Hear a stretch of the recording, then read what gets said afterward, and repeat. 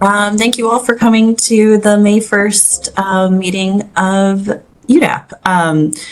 We have two items today. The first one will be the Northeast Baltimore Police Department District Station, and I will hand it over to Pavlina to introduce the panel. Oh, one quick question first. Who will be sharing their screen? And I will assign you. It will be myself. It'll be me. Okay, great. Okay, Pavlina. Everyone, welcome to UDAAP. Out of pieces, at least people who haven't presented in front of us. So a few minutes of introductions are in order. I want to introduce the rest of our panel today. With us are Ms. Sharon Bradley, landscape architect, Mr. Osborne Anthony, architect and planner, Mr. Kevin Storm, architect and planner. The four of us will be reviewing this project. As we typically go is we would ask for your initial presentation for about 20-25 minutes. It's important to keep it succinct and sort of move through the slides quickly because we will have time to ask clarifying questions after that. So we can always go to a slide and dig deeper and unravel things. It's important to leave enough time for that. And then in the third part, the panel will offer some comments. This is the first presentation for the project, so it's extremely important to address the context, the site conditions, the analysis of the site, and your subsequent proposal when it comes to that. And I say that because sometimes pieces move further ahead. The building may be more developed than the site at certain parts, but as a matter of first presentation, we really are interested in kind of the bigger picture for the project, the massing, the siting of the building, the articulation of the urban edges, the relationship to the neighborhood, sort of the bigger vision and the bigger picture as planned for the project. There's subsequent presentations when details about building and materials and stuff like that become more relevant. So as you go through your presentation, please make a point of focusing on some of those things and articulating your thoughts specifically when it comes to site analysis and then massing. Sure. Without any further ado, I'll hand it over to the project team. Please introduce yourselves and take it away. Sure. My name is Rob Mans. I'm one of the principal architects at MW Studios. We're a Baltimore County-based firm that has had the privilege of working with the Department of General Services for a number of years now. And outside of that, our firm has a subject matter expertise in public safety architecture. So we have had the honor and the privilege of working with fire departments and police departments all across the country in major metropolitan areas like Philadelphia, up in Maine, down in California. It's pretty much everywhere. And it's been an honor to work with first responders. And we're really excited about this project for the city of Baltimore being so close to home and seeing it serve as a catalyst for basically what a modern police department should look like, not in terms of the building itself, but supporting the operations of modern law enforcement. And we're really excited to share some thoughts and ideas on that. And perhaps, you know, Caitlin, one thing that might depart from the typical process that we had discussed is kind of affording the panel a little bit of a 5-10 minute brief on the fundamentals of law enforcement architecture and the basics of design that come along with that, because we recognize that the city of Baltimore has not undergone a project of this magnitude for a police station in the past 30 years. So we figured we might lead with that and then get into the details of the project that kind of helped shape some of the design decisions and the direction that we're headed. And with that, I'll introduce Lindsay and Josh. Hello, I'm Lindsay Keeper, a project manager and associate at MW Studios. And I'm Josh Miller, senior architectural designer with MW Studios.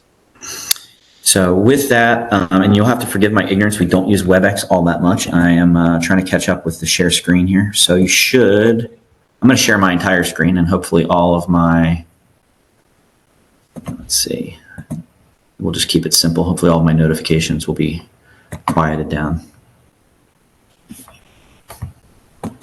There we go. There. And you guys should see yourself right now, correct? Yes. That's right. All right, there we go. So just a little bit of background on where we came from. I'm going to give you a brief introduction. We're a firm that was established in 2006, 2008, right during the financial crisis, and we've grown to about 43 professional designers that focus in public safety architecture. We've had, again, the opportunity to work with the Maryland State Police and really travel the entire country working with various agencies, both in, again, fire and police. And one of the things that we see that are common goals for law enforcement complexes or even buildings themselves are longevity, operational efficiency. The calls for service and the demand on any police department, particularly the city of Baltimore, is deep and wide. Everything from patrol to investigations to cyber crimes. There's a lot of stuff there. And I think it would be remiss if we didn't bring up some of the challenges that the nation is facing from a law enforcement perspective. And so there's a real need to create what we refer to as a transparent fortress. And by that, what we mean is something that is open and inviting and signals to the community that they are accessible. They are part of the fabric of the community, and long gone are the days of the massive, intimidating prison-like law enforcement facilities. With that, it still needs to be a fortress in the sense that we saw not too long ago in the news a Baltimore County police officer was shot fueling their car at the Wilkins Avenue precinct. There's still a high risk, and so we need to do everything that we can within reason to mitigate those risks to the maximum degree practicable. And lastly, when we look at the portfolio of buildings that any municipality tends to build, law enforcement facilities tend to be the most expensive per square foot that exists. We'll talk about that. And so there's a lot of balance of fiscal responsibility that comes with this. We're talking upwards of $800 to $1,200 per square foot on average for these types of things. And we'll get into some of that just to highlight that, cost effectiveness does become one of the driving factors in terms of making sure that we're being good stewards of the community as well as good stewards of the taxpayer dollars. So some of the things that make a good law enforcement facility are obviously good programming and adjacency. And I'm not going to read through all of these. Redundancy, they need to be reliable in the sense that we have a natural disaster or power outage. They still need to be there. They need to be hardened. From a current trend perspective, we see CALIA, which is the gold standard for accreditation. That talks a lot about how any given agency manages their operations and their transparent behavior to be accessible to the community when information needs to be shared. And then there's a lot of underlying themes and tones that kind of affect the design. Recruitment and retention is a major challenge for the Baltimore City Police Department. And so creating a facility, especially one that, supports that and attracts the best and brightest and also residents of the city to serve their own community becomes a very high priority for them. Beyond that, some of the other, influences that affect design are the conditions of work and fitness for duty. It's a very physically demanding job. Appropriate training needs to take place. I think we've all seen in the news what happens when there's not an appropriate degree of training. I think, in conversations with leadership with BPD, there is a very, very strong desire and motivation, and many steps have already been made to support more effective training and education of their force in order to mitigate risk and create better community engagement. Other things that come into place are, the legality and the challenges associated with detention, security, so on and so forth. So that leads to a number of critical success factors. Again, disaster resiliency, these need to be last building standings. So there's a high structural design requirement for these types of facilities to make sure that they can withstand not only wind, but seismic and snow load requirements that are above and beyond that of their peers. There's regulatory compliance, and we're all familiar, I would assume, as design professionals with the building codes. But beyond that, we have all of these other accreditation and standards and laws that really affect law enforcement operation that come into play and influence the design process. That has a lot to do with sight and sound separation, evidence storage and security, making sure that we're understanding, the qualifications of those individuals, what continuing education they need to have, and the spaces that are there. From a site perspective, which I know is the focus of today's conversation, it really needs to be utilized. There's, some thought processes that come in about clearly defined public entries, secure access points, making sure we can use certain areas to shield police operations from someone that might want to use a firearm from offsite in order to launch an attack on a police station. And so we're thinking about all of those things and taking them through. And then from within, what makes a police station particularly complex and has a lot of effect on the site design itself is we have to recognize that there are a lot of users that come into this. There's civilian staff, there's sworn staff, there's detainees, there's public, and there's convicted felons that may be registered sex offenders that need to come to the police station to complete their paperwork and their process over their sentencing period. And so what we don't want to have is things like, the local scout troop coming in for a tour and having interaction with somebody that's been detained on a DUI. So a lot of those things are, integrated not only in the site design, but in the building itself. Internally, crime prevention through environmental design, CPTED practices, or you'll see thematic throughout this approach, ballistic protection, anti-terrorism, force protection. Internally, the landscape is changing constantly. 5 years ago, police officers, maybe 10 years, police officers weren't really as concerned with fentanyl exposure as they are now. And now it's a regularly trained thing where, just a small gram of it could kill someone. From a safety and security on the CPTED side, we're thinking of things of standoff distances, natural obstacles. Again, we don't want this to appear as a fortress. Crash-rated perimeter, controlled access, using the building as a screen and as a shield to secure operations. And then, the active measures would be things like CCTV cameras, monitoring, level 5 ballistic glazing or level 4 ballistic glazing where appropriate in order to protect the occupants of the building. Internally, it's not just about the police officers. We want to make sure that those that have been detained are also secure and safe. So ligature-free environments, suicide prevention type measures, making sure that it is the safest environment for all users, not just police officers, not just civilians, not just visitors, but also those that have maybe had one of the worst days of their life and made a mistake, and they're trying to, find their way through that process. One of the challenges that Baltimore City Police Department faces on a daily basis is many of their facilities are well beyond their useful life. Many of them are masonry load-bearing facilities, which makes them very difficult to adapt to the ever-evolving landscape and change of law enforcement operations. So making sure that we're considering a flexible solution that allows them 20 years, if there's a dynamic shift in what services they need to provide, they have the flexibility of doing that. Right now, in many of their facilities, that doesn't exist. And then ultimately, a professional work environment. The city of Baltimore wants to attract the best, the brightest, the most qualified. And there's been a historic challenge of training these officers. And then after a short period of service, they basically lateral out to the surrounding counties. This type of project can play a large role in supporting active recruitment and retention. And then ultimately, it should be a welcoming civic presence. It's a civic facility. It should be enduring. It should be representative of time and place, at least in our opinion.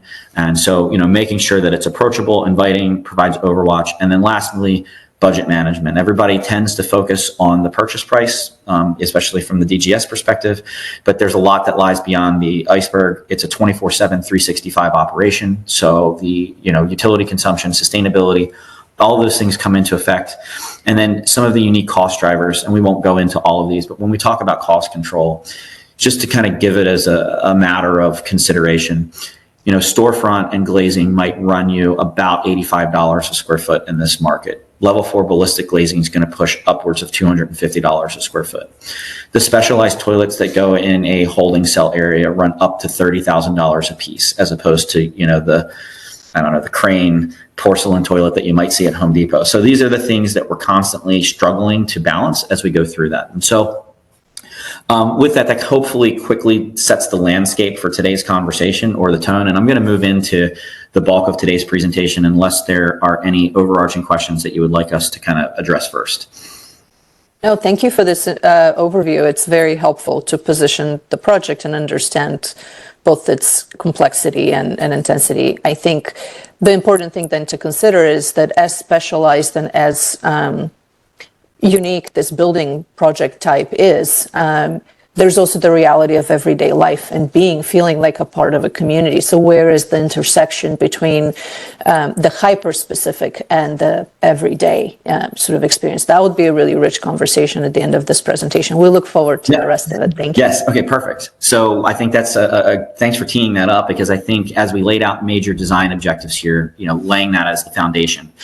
Some of the major design objectives that DGS and BPD had established for this, and I will take the time to read through this because I think this is really critical, is the community integration, right? To design a facility that reflects transparency, accessibility, inclusivity, inviting the community in and supporting BPD's evolution as a model police agency.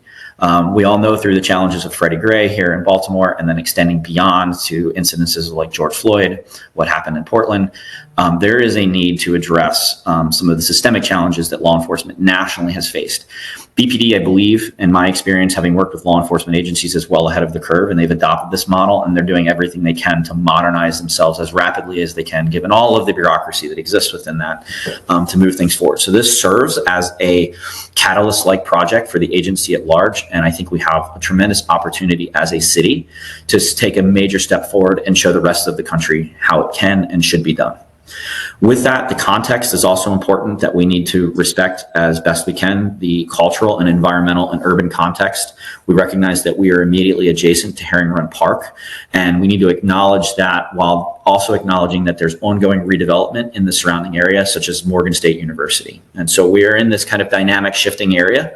But we recognize that the context is really important, particularly to the residents that are there. And I think it should be noted that the city has gone on a long and extensive site search for this. So there's not really a tremendous amount of other parcels of land that would be suitable for the development of this within the context of where the Northeast District needs to be from an operational perspective. Sustainability obviously is a 24/7, 365 generational type facility. Integration of environmentally sustainable practices and cost-effective design strategies are really critical here, and making sure that where they're not cost-effective today, we're future-proofing so that it can be cost-effective as that technology continues to evolve and develop over time. From a wellness perspective, this deals more directly with BPD personnel. One of the leading causes of line of duty deaths in law enforcement is actually cardiac arrest. It is a exceptionally stressful job, and so to make sure that we have a high quality work environment that attracts and retains the appropriate personnel, but supports their mental health and wellness, also allows them to engage with their community in a more compassionate and positive way than, for lack of a better term, working out of a dungeon. And then lastly, security. It needs to be efficient for operational purposes. It needs to be secure, and needs to align with the best practices for law enforcement in order to truly create a model agency and, kind of align with those gold standards. So with that, establishing the design objectives, just to kind of orient everyone to the general context. We have the Northeast District. The current location is kind of outlined right here. The proposed site still sits here. BPD has done a pretty extensive analysis of how this would impact operations, and that is not the purpose of today's conversation. But that kind of talks about where we are contextually to downtown, to the surrounding waterfront areas. And then as we begin to zoom in, we can start to see, Hopkins Bayview, the 95 corridor, Route 1 corridor, and then we kind of zoom in a little bit more and we see the relationship of Herring Run Park to the proposed site location. And then as we kind of zoom in a little bit more, Josh used the City Connect jersey as the theme here for talking about the neighborhoods that are adjacent to this. So not only do we see this as an integral part to Northeast, but an integral part to the Herring Run community, and the potential for this project to serve as a gateway to the actual landscape and trail paths that exist within Herring Run Park. Moving down a little bit more here. With that helped establish some thematic design elements, and we'll go through each of these kind of one at a time. The connectivity to the surrounding community, the trails that exist within the Herring Run Park, and then selecting materials and a design solution that pay homage to the open space that surrounds the site and the context in which that we're really trying to create something that's holistic. So from the connectivity standpoint, just to give us a little bit of orientation, north sits kind of up here on this side. We've got the southbound, we've got a boulevard that consists of the southbound Sinclair Lane, northbound Sinclair Lane that splits off just right adjacent to our site. We have Parkside Drive that runs nominally east-west. The Parkside Drive is currently, we're investigating what is exactly happening with this road, but for all intents and purposes, there's bollards there, it hasn't been used, and it's more or less, for lack of a better term, a paper road at this juncture. Then we have Herring Run Park and the stream that comes through and the surrounding neighborhoods that kind of sit there. Another view to kind of tie that in from the ground level, looking basically from the intersection of Parkside Drive and Sinclair Avenue, looking to kind of the northeast would be, the existing apartment units that are to the side. As you can see, this is the closed off Parkside Drive that exists there. Not a lot of development there. And, generally speaking, what we'll call low rise multifamily housing that exists in the surrounding context. Looking the other direction, which is now looking southbound on a northbound lane of Sinclair Avenue. I know that takes a second to kind of process. Again, the site with the urban edge of the sidewalk that comes along the shoulder, the boulevard drive lanes and whatnot that is happening there. From a context standpoint, we recognize that we have Herring Run Park that sits to the southwest. We have the streamlines. We have open space that exists as a buffer there, a residential buffer to the north, and then public residential that sits there. The Sinclair Gates Apartments resides to the northwest.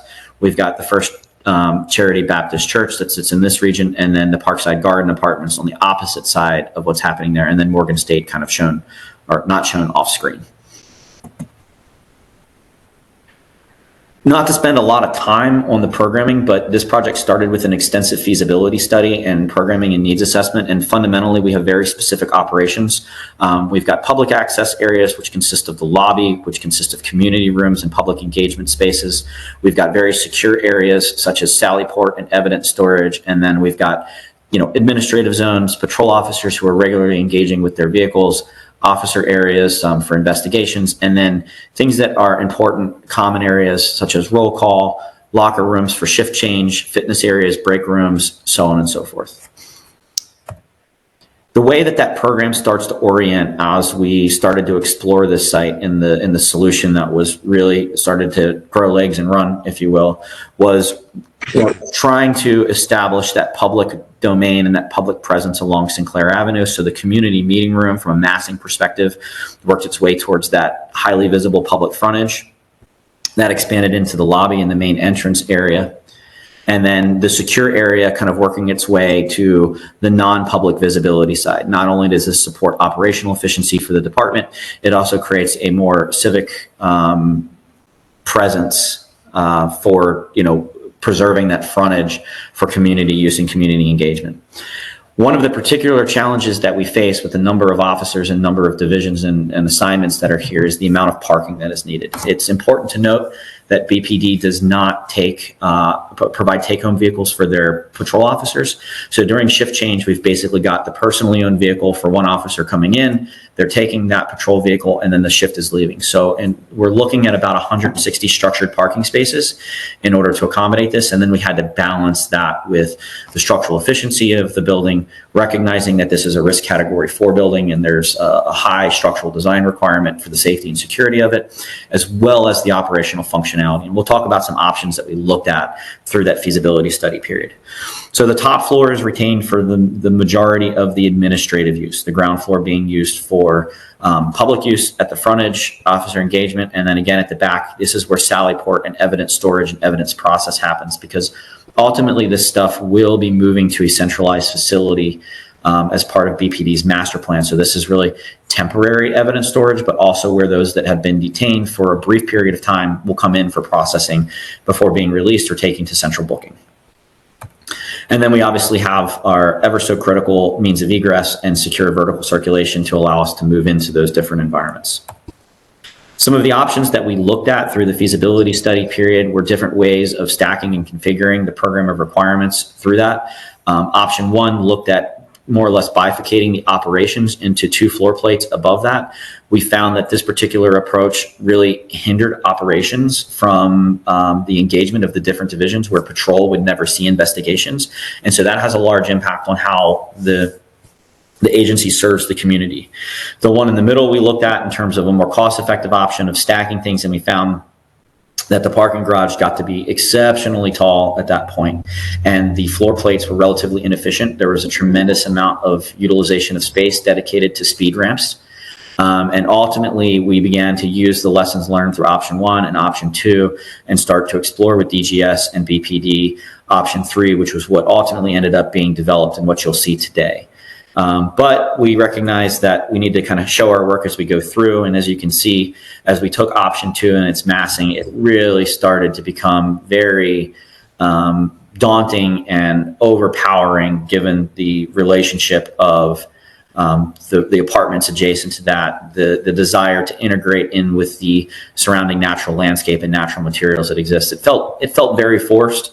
And then from a design perspective, but more importantly, from an operational perspective, It was starting to drive square footage up, drive cost up because of the amount of circulation space that was needed in order to accommodate multiple floor plates for operational needs.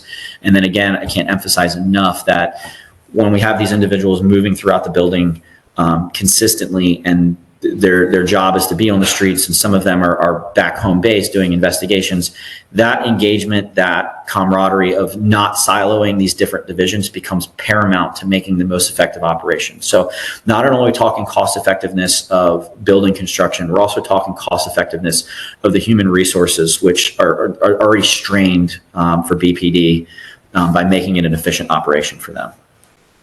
When it comes to the trails side, that thematic element, diving into how the site has been developed a little bit, we fundamentally, again, have northbound Sinclair Lane, southbound Sinclair Lane in a boulevard type setting.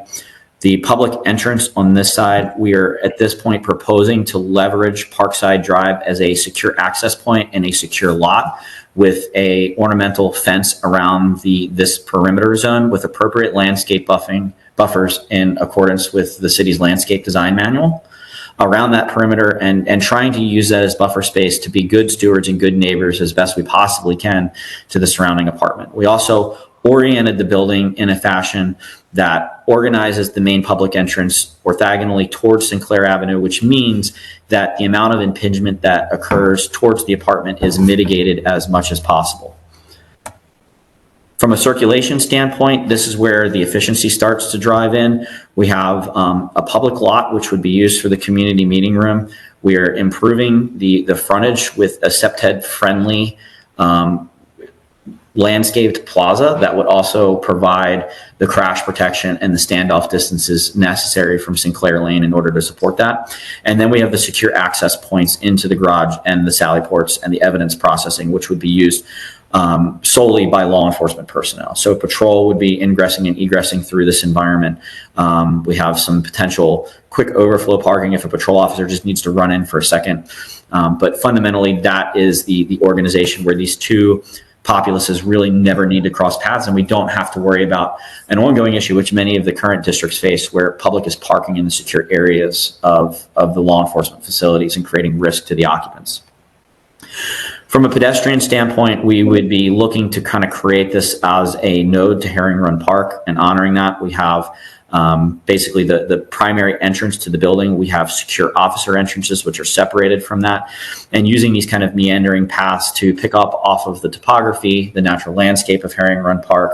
And you'll see momentarily, as we kind of dive a little bit deeper into that plaza, some of the thematic elements that also provide a degree of security. And then obviously the blue dash lines around the perimeter show a little bit of the site boundary that comes with that.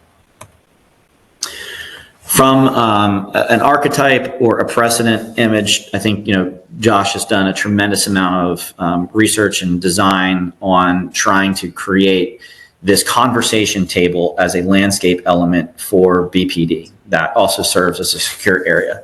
One of the challenges from an operational perspective is making sure that the community feels like they can engage with their own police department, making a contribution or giving the frontage of the site back to the community in a manner that allows for that public engagement and is welcoming and maybe serves as a gateway or a node or an access point to the park became a critical element of that. So the way that starts to organize is looking at elevated planters that are kind of organic in nature, maybe identifying different materials to support and help highlight the pedestrian pathways. But fundamentally, you will see that the circuitous navigation of this is actually by design intent, so that it prohibits a vehicle from making a run at the building. And you may have saw in the one presentation the car at the Havertide Grace Police Station that was sitting in the middle of the lobby. So those are some of the design strategies that we are working to implement into that. And so by integrating these elevated planters, we can mitigate the amount of crash rated bollards that are required, which are not only expensive, they also tend to be fairly obtuse and somewhat offensive when you just kind of line them up down the street for forever and a day. Just high level, kind of diving into the plan and to give you some orientation to the site. We won't spend a tremendous amount of time here. Access into the secure lot with a speed ramp to the north. All of those sally ports and evidence processing area kind of sits here to what we'll call plan east at this juncture, and then the main entry, the lobby, and a large community room with, which you'll see momentarily, really what we believe to be a nice civic engaging presence on the corner, so that we're basically giving the corner of Parkside Drive and Sinclair Lane back to the community as best as we possibly can. Moving up, the typical floor plate for the second to fourth floor is basically structured parking, designed for operational efficiency. We basically are looking at the ground floor being a little bit higher so they can get some of their larger vehicles in there, like crime scene vans and whatnot, and then the remaining floors being tighter floor-to-floor deck in order to try to mitigate the height of the building as we best possibly can.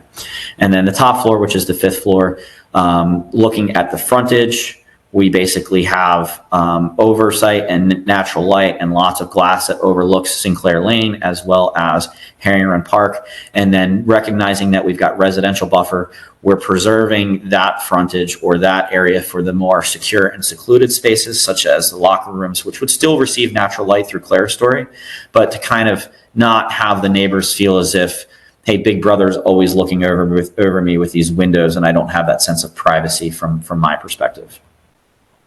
From a sectional perspective, as we kind of march through the site, we can see that we're, taking a cross section through the site. We've got some falling terrain as we go down towards Herring Run Park, landscape buffers, the public parking, the public plaza, the orientation of high volume community room, the parking decks, and then the occupied space of the operations of the police district itself, more public plaza, and then the secured vehicle entry along with the ornamental fence. As we look at the cross section along Sinclair Lane, again, we're looking at the top of the roof being at about 68 to 70 feet. We're still working at those final dimensions. A nice civic presence of what's happening with the community meeting room, and then using the scale of the community meeting room to help offset the size and the scale of the parking structure itself. As we take kind of an average cross position of what happens when we take that cross section through the north side, again, we're trying to rotate the building to orient more towards Parkside Drive so that we're not right up against the apartments as much as practical. And so we have the public parking that exists as the buffer between the Northeast Police Station as well as the apartments, and we're integrating that landscape buffer between the two, or we plan on doing so. And then nature, we heard the idea of materials, and sometimes that comes, this has been a very collaborative effort with DGS and BPD. So as we stand now, we do have some exteriors that have been developed on this to a pretty high degree in order to gain some buy-in and collectiveness of, BPD's vision, DGS's vision, so we could bring something to you guys that is really worth sinking our teeth into, and paying homage to Herring Run Park, trying to capture the utilization of the natural materials that are around us. We have some metal panels that would be integrated with the natural landscape, some masonry, leveraging brick that we see in the surrounding materials. And I think, all of us in Baltimore know that, Baltimore is a brick town. So trying to leverage that, and at the same time introducing as much natural daylight as we possibly can, which is a radical departure from the current mantra that you see exhibited in all of the other police districts. If you've been by Central District, you probably have driven by it numerous times and don't even know it's there because there's not a window in the building. So these are the major thematic elements. And then a significant effort has gone towards trying to find a way to screen the parking, not only from a design perspective for the community, but also to provide a high degree of concealment for the police officers that are navigating through that area. And so Josh has spent an incredible amount of time trying to find something that's inspirational here and meaningful. And I think we're really proud of the solution that we've come up with. But to try to leverage the topography and the natural landscape that we see through the stream that flows through Herring Run Park, and to abstract that in a way using the perforated metal panels. I'm sure we've all seen what Under Armour's new facility looks like and what's going on there. And so we were by no means trying to copy off of that, but those metal panels that you see that screen that facade are somewhat, akin to that approach. And so from an elevation standpoint, where we look, and I'll go through these pretty quick because we've got some 3D renders that I think tell a better story than elevations, but looking at Parkside Drive, looking north, we've got the secured sally ports, we have the screening for the decks, we've got a lot of natural light that oversees the park face. a community meeting room that overlooks the corner of the site. And then looking at Sinclair Lane, we basically, again, a very similar theme, some signage. And I want to point out that all of our signage is still up in the air. We're not fully resolved on all of that at this juncture. Well, we're not really fully resolved on anything, because that's why we're here to have these conversations with you guys. But there's a lot of conversations that we're still working through with BPD in terms of branding and recognition, and what this could mean as a precedent for future efforts on other districts as the city begins to modernize their public safety efforts. So from a signage perspective, trying to, are we looking at potentially Corten steel and this layered approach that pays homage to the tree lines? And then as we look at the apartment side, some potential glass on the stair tower, that would be the public communicating stair tower, secure exits, and really limiting the amount of exposure, is particularly in terms of light, knowing that this is a 24/7, 365 operation. We don't want to pollute our neighbors' bedrooms at night. And so trying to be really good stewards of that approach. And then so finally, rounding out here very quickly, from the exterior perspective, some of the things that we're looking at are utilization of those natural materials, that screening that takes place that pays homage, again, to the streamline of Herring Run Stream, that community meeting room that has large civic public presence and the potential to integrate public art in that environment, and then potentially improving some of the landscaping that occurs at the intersection of Sinclair and Parkside Drive to, really tie it all in together and allow this to serve as a node to the community and gain access to, maybe this serves as a gateway to that environment. And then at night, especially from the corner, we recognize that we're in a residential neighborhood, and every rendering always, tries to come off a little bit more seductive than maybe reality. But the idea is, warm light, inviting, nothing that, is a 5,000 Kelvin temperature. It sits in there, but it also tells the community, hey, we're here. Hate to use Motel 8's slogan, we'll leave the light on for you. If you need us, we're always available. We've got oversight, but not in an overbearing way. And we're always on watch to protect the community. So, with that said, I'll round out with kind of sharing how that masses out to the relative community. We've got some self-storage and warehouses that exist to the south of us, and then, downtown off here in the background, and then again, Sinclair Lane. So with that, we really appreciate the opportunity to kind of share where we are and give you a little bit of background on us as a practice and some of the things that we believe are very near and dear to our heart. We'd love some constructive criticism. Thank you so much for your presentation. It was very well organized. It was very thorough. I want to double thank you for sharing your process and indeed showing us your different studies. It really helps the panel understand where you've been, how you got here, and it makes for a richer conversation as certain questions or themes, come about. So I really appreciate that. So thank you for putting it together, and thank you for so eloquently walking us through all of it.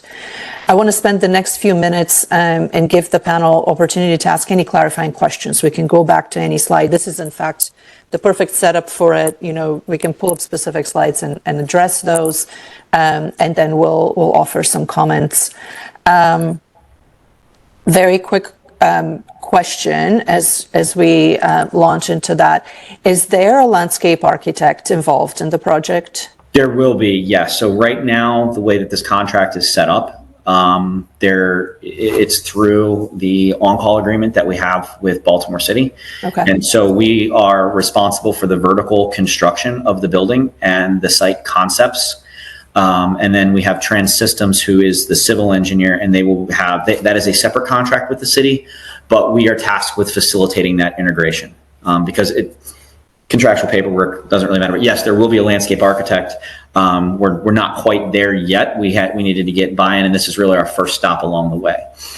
But there is no landscape architect involved in the site development or these early concept studies. Correct. This is all. It's driven by the architecture, the building, the facility. That is correct. Understood. Okay. Thank you very much.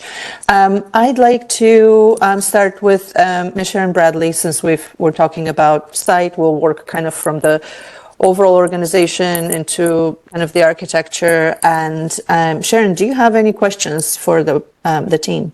I do, just a few. I echo your gratitude for the clarity of the presentation. It does leave me with only a few questions. But following on Pavlina's question about landscape architect involvement, my stormwater management is rigorous, as you know, often has a large impact on site organization. So has any thought been given so far on how that is going to likely impact what you've done so carefully so far?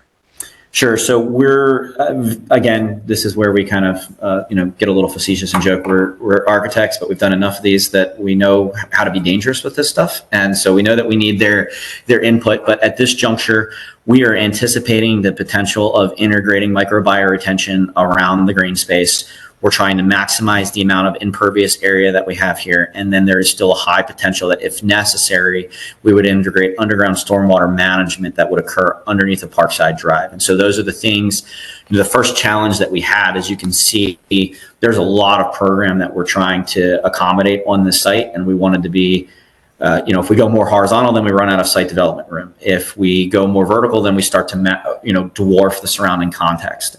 So at this juncture, we feel like we've got a really good cardinal direction and the intent, and we have some very preliminary stormwater, and I think Lindsay will be able to show some of that, or somehow we get that over there. But we are planning on addressing that, and then we recognize that the outfall is probably Herring Run Park, and we want to make sure that from that perspective, or Herring Run Stream rather, we want to make sure that from that perspective we are, top notch in terms of quality control. Okay, thank you. And then, small question, but important. What is that north-south sidewalk width along the road there? In the 3D rendering, it looked like there wasn't much room between those planters and the street.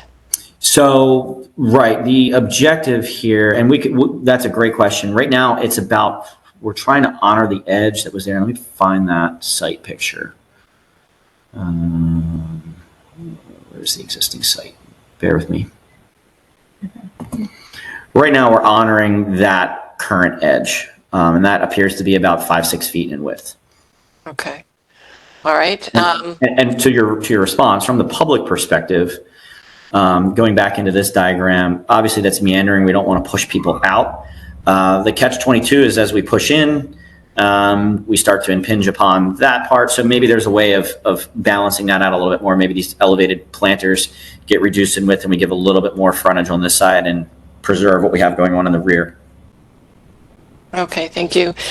And then finally, I noted all of those admirable goals at the beginning of the presentation to provide an open, inviting, accessible to the community, good stewards of the community, a welcoming civic presence. So along that same lines, and something that you've obviously been very mindful of in the design, I'm asking about the process and what has the community outreach been to date? So that has kind of been a chicken or egg conversation with BPD and DGS throughout this process. This is the first UDAAP stop. We had anticipated that there would probably be another one. The Northeast District is currently being ramped up. Their command staff is being informed about where we are. So we've been working with the higher level command at BPD at headquarters for this so far. Northeast District is going to be more engaged, and in the very near future, we will see a series, and for anybody in the public that is listening, the BPD will be facilitating along with DGS a series of community input meetings associated with this project. So that's kind of our next step, and then we would hope to share some of those results with you if we end up coming back to UDAAP. And that's during the design process, not after? That will be before we move into design development. Okay, thank you. That's all my questions. Thank you, Sharon. Osborne, what are your questions for the team? Sure, just a few. Excuse me. The first question is there, so you talked about the building having some sort of sustainable approach to it. Are there any considerations for PVs, photovoltaics, solar panels? Yes. So we're, as a requirement of the city, we're going to be targeting LEED Silver as part of this. And then from From an energy perspective and PV, the roof will be PV ready. If for some reason it makes the budget, and if for some reason we're moving into DD, following these community input meetings, we have not yet completed load calculations yet. And just in my experience, having designed facilities of this magnitude, 10 years ago, we would have said there's no way that this is possible for PV to have a substantial impact on a 24/7, 365. We're now on the bubble. We've designed a couple of net zero public safety facilities for the city of Pittsburgh. And so as currently strategized, the roof will be PV ready. And if for some reason additional funding or grants, or it proves to be economically advantageous to actually install the PVs as part of this effort, that would likely be a consideration that would move forward. Nonetheless, we recognize that the technology is continuing to evolve and becoming more and more efficient. And so the city's objective is to make sure that they have that capability to do that. So the roof will be designed structurally to support that. We'll consider the walk-off areas and the perimeter so that fall protection is not required. And we'll make sure that the raceways are there to allow for the DC conduits to make their way up for that connectivity in an efficient manner. Yeah, I mean, I'm pretty confident, you and your team will work through the technical aspects of it. And it's good to know you're doing that, but at the same time, it's one component that's not necessarily presented here today, which Correct. impacts the public realm. Particularly if they're on the roof, there's probably going to be an orientation that would be the same for all of the panels. I don't know what percentage you're planning on integrating, but nonetheless, it's something that we would want to see as well. Yeah, we can certainly show what that would look like. Sure. And then the next question along those lines as well, I recognize that you're integrating kind of a memory of the Heron Run stream on the screens for the decks. Is that considered public art, or is there additional opportunities for public art that will be integrated into the facility? So that's a great question. This is actually something that we talked with DGS about yesterday. This would be part of the architecture, not public art, given the technical challenges and the fabrication process of how these panels would be integrated into the facade.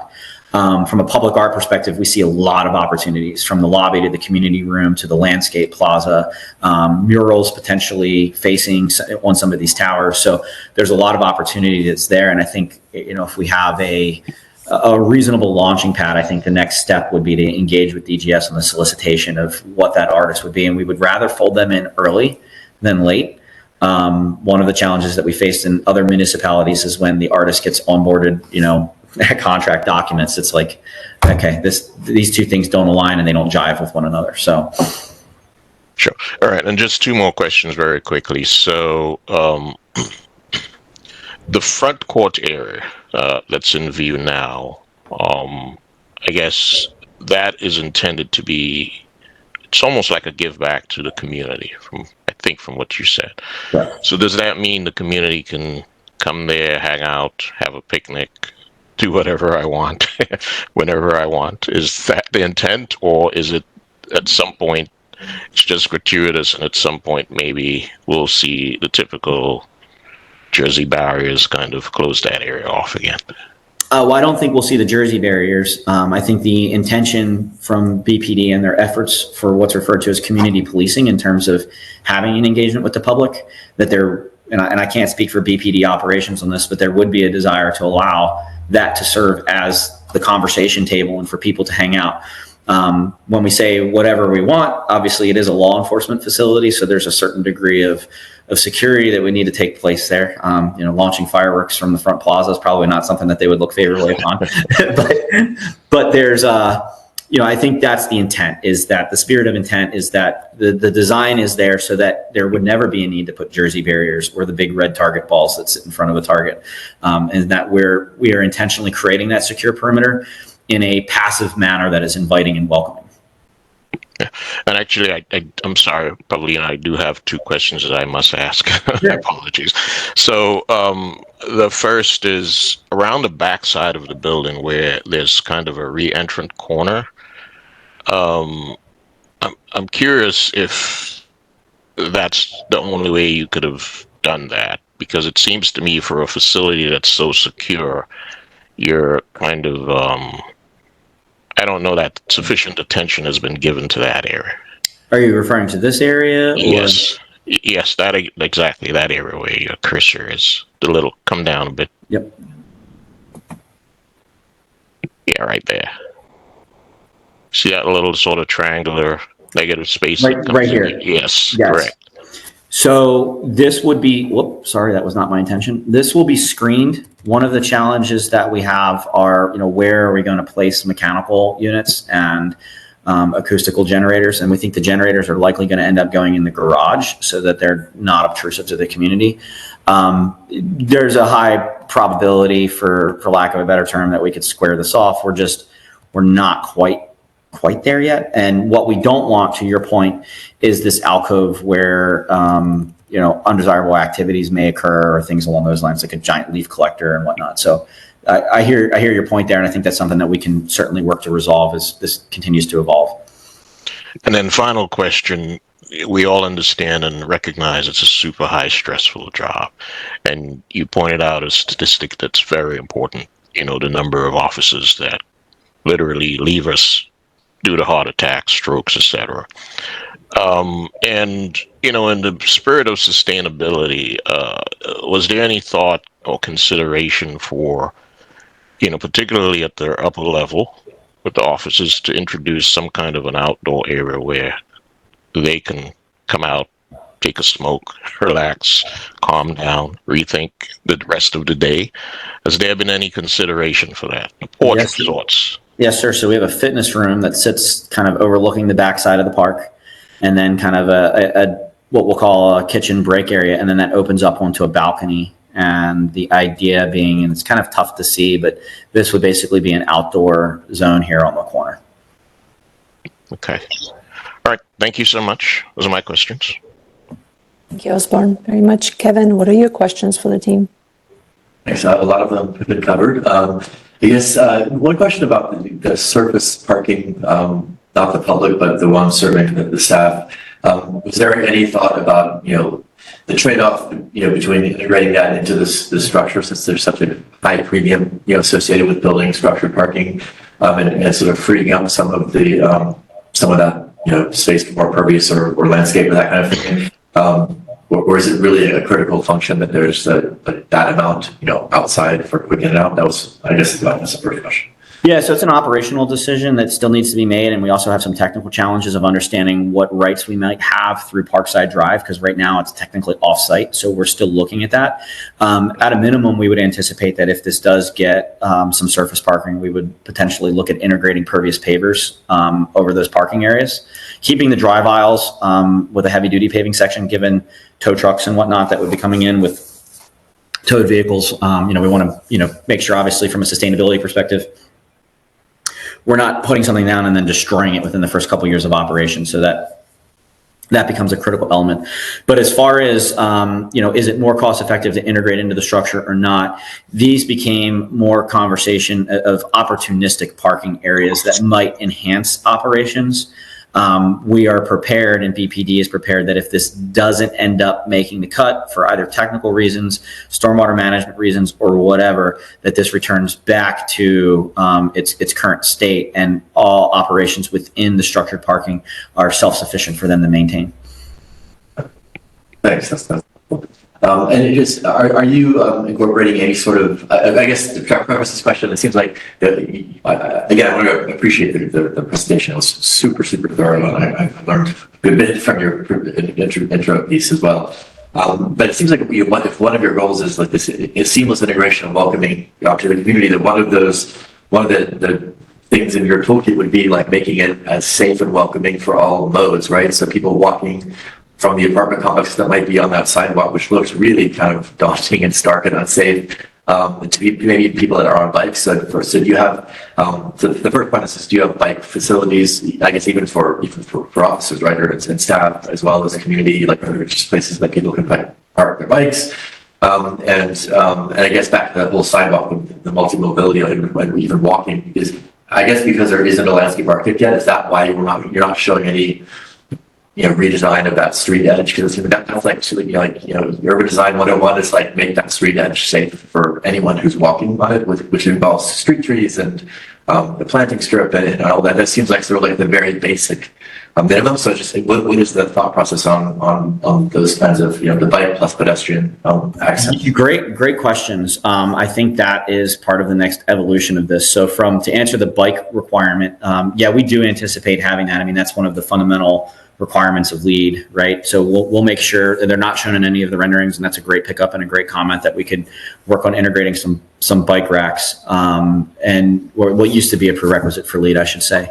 And then as it pertains to on-site street improvements, I think that's something that we take to heart, and I hear what you're saying loud and clear. And I think as we spin the civil engineer up a little bit more, we can look at particularly what happens here.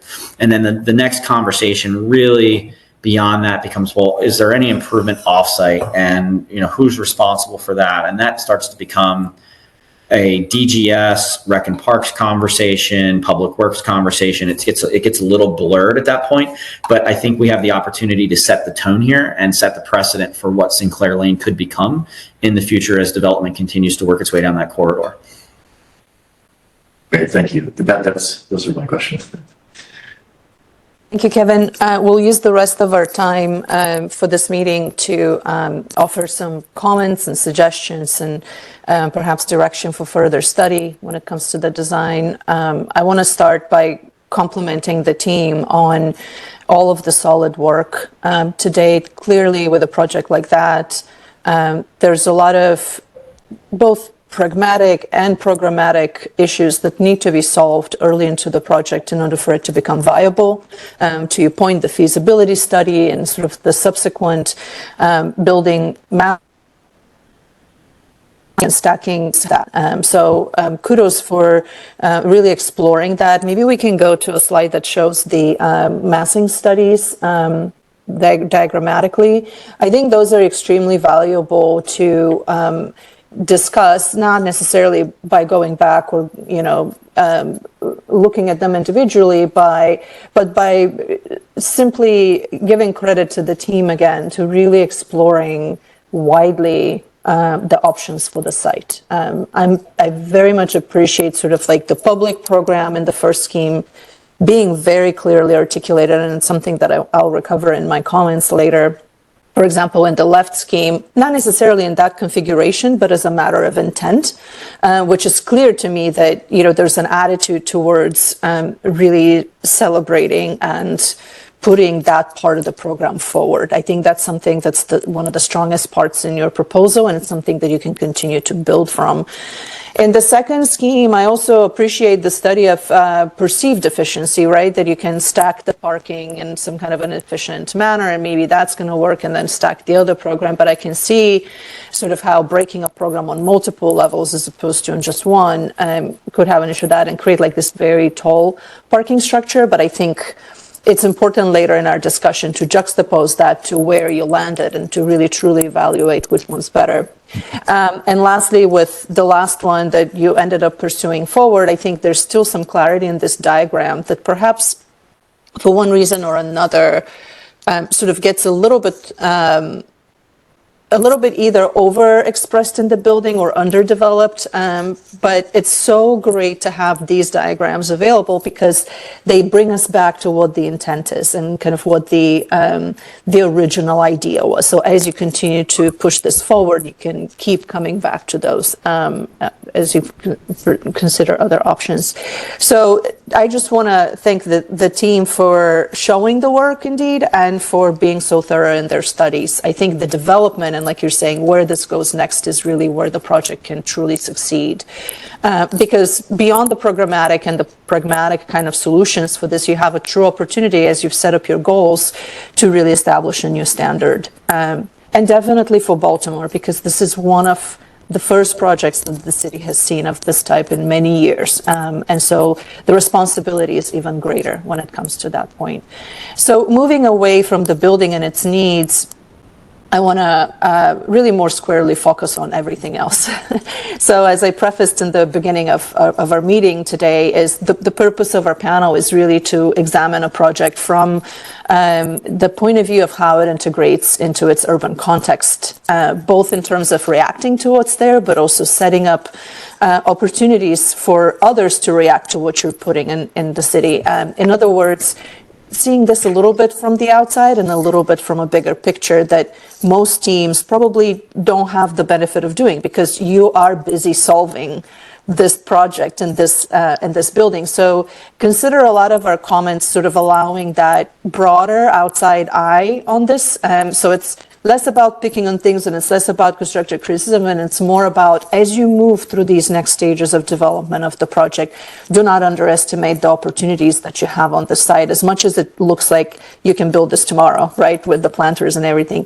So from that point of view, a couple of things. I'll come back with a few of my more specific projects, but I have a couple of high-level comments that I want to put on the record, but also perhaps preface as others might touch on them as well. One is that, and you're probably sensing at that conversation of having a landscape architect involved on the project early in the planning stages.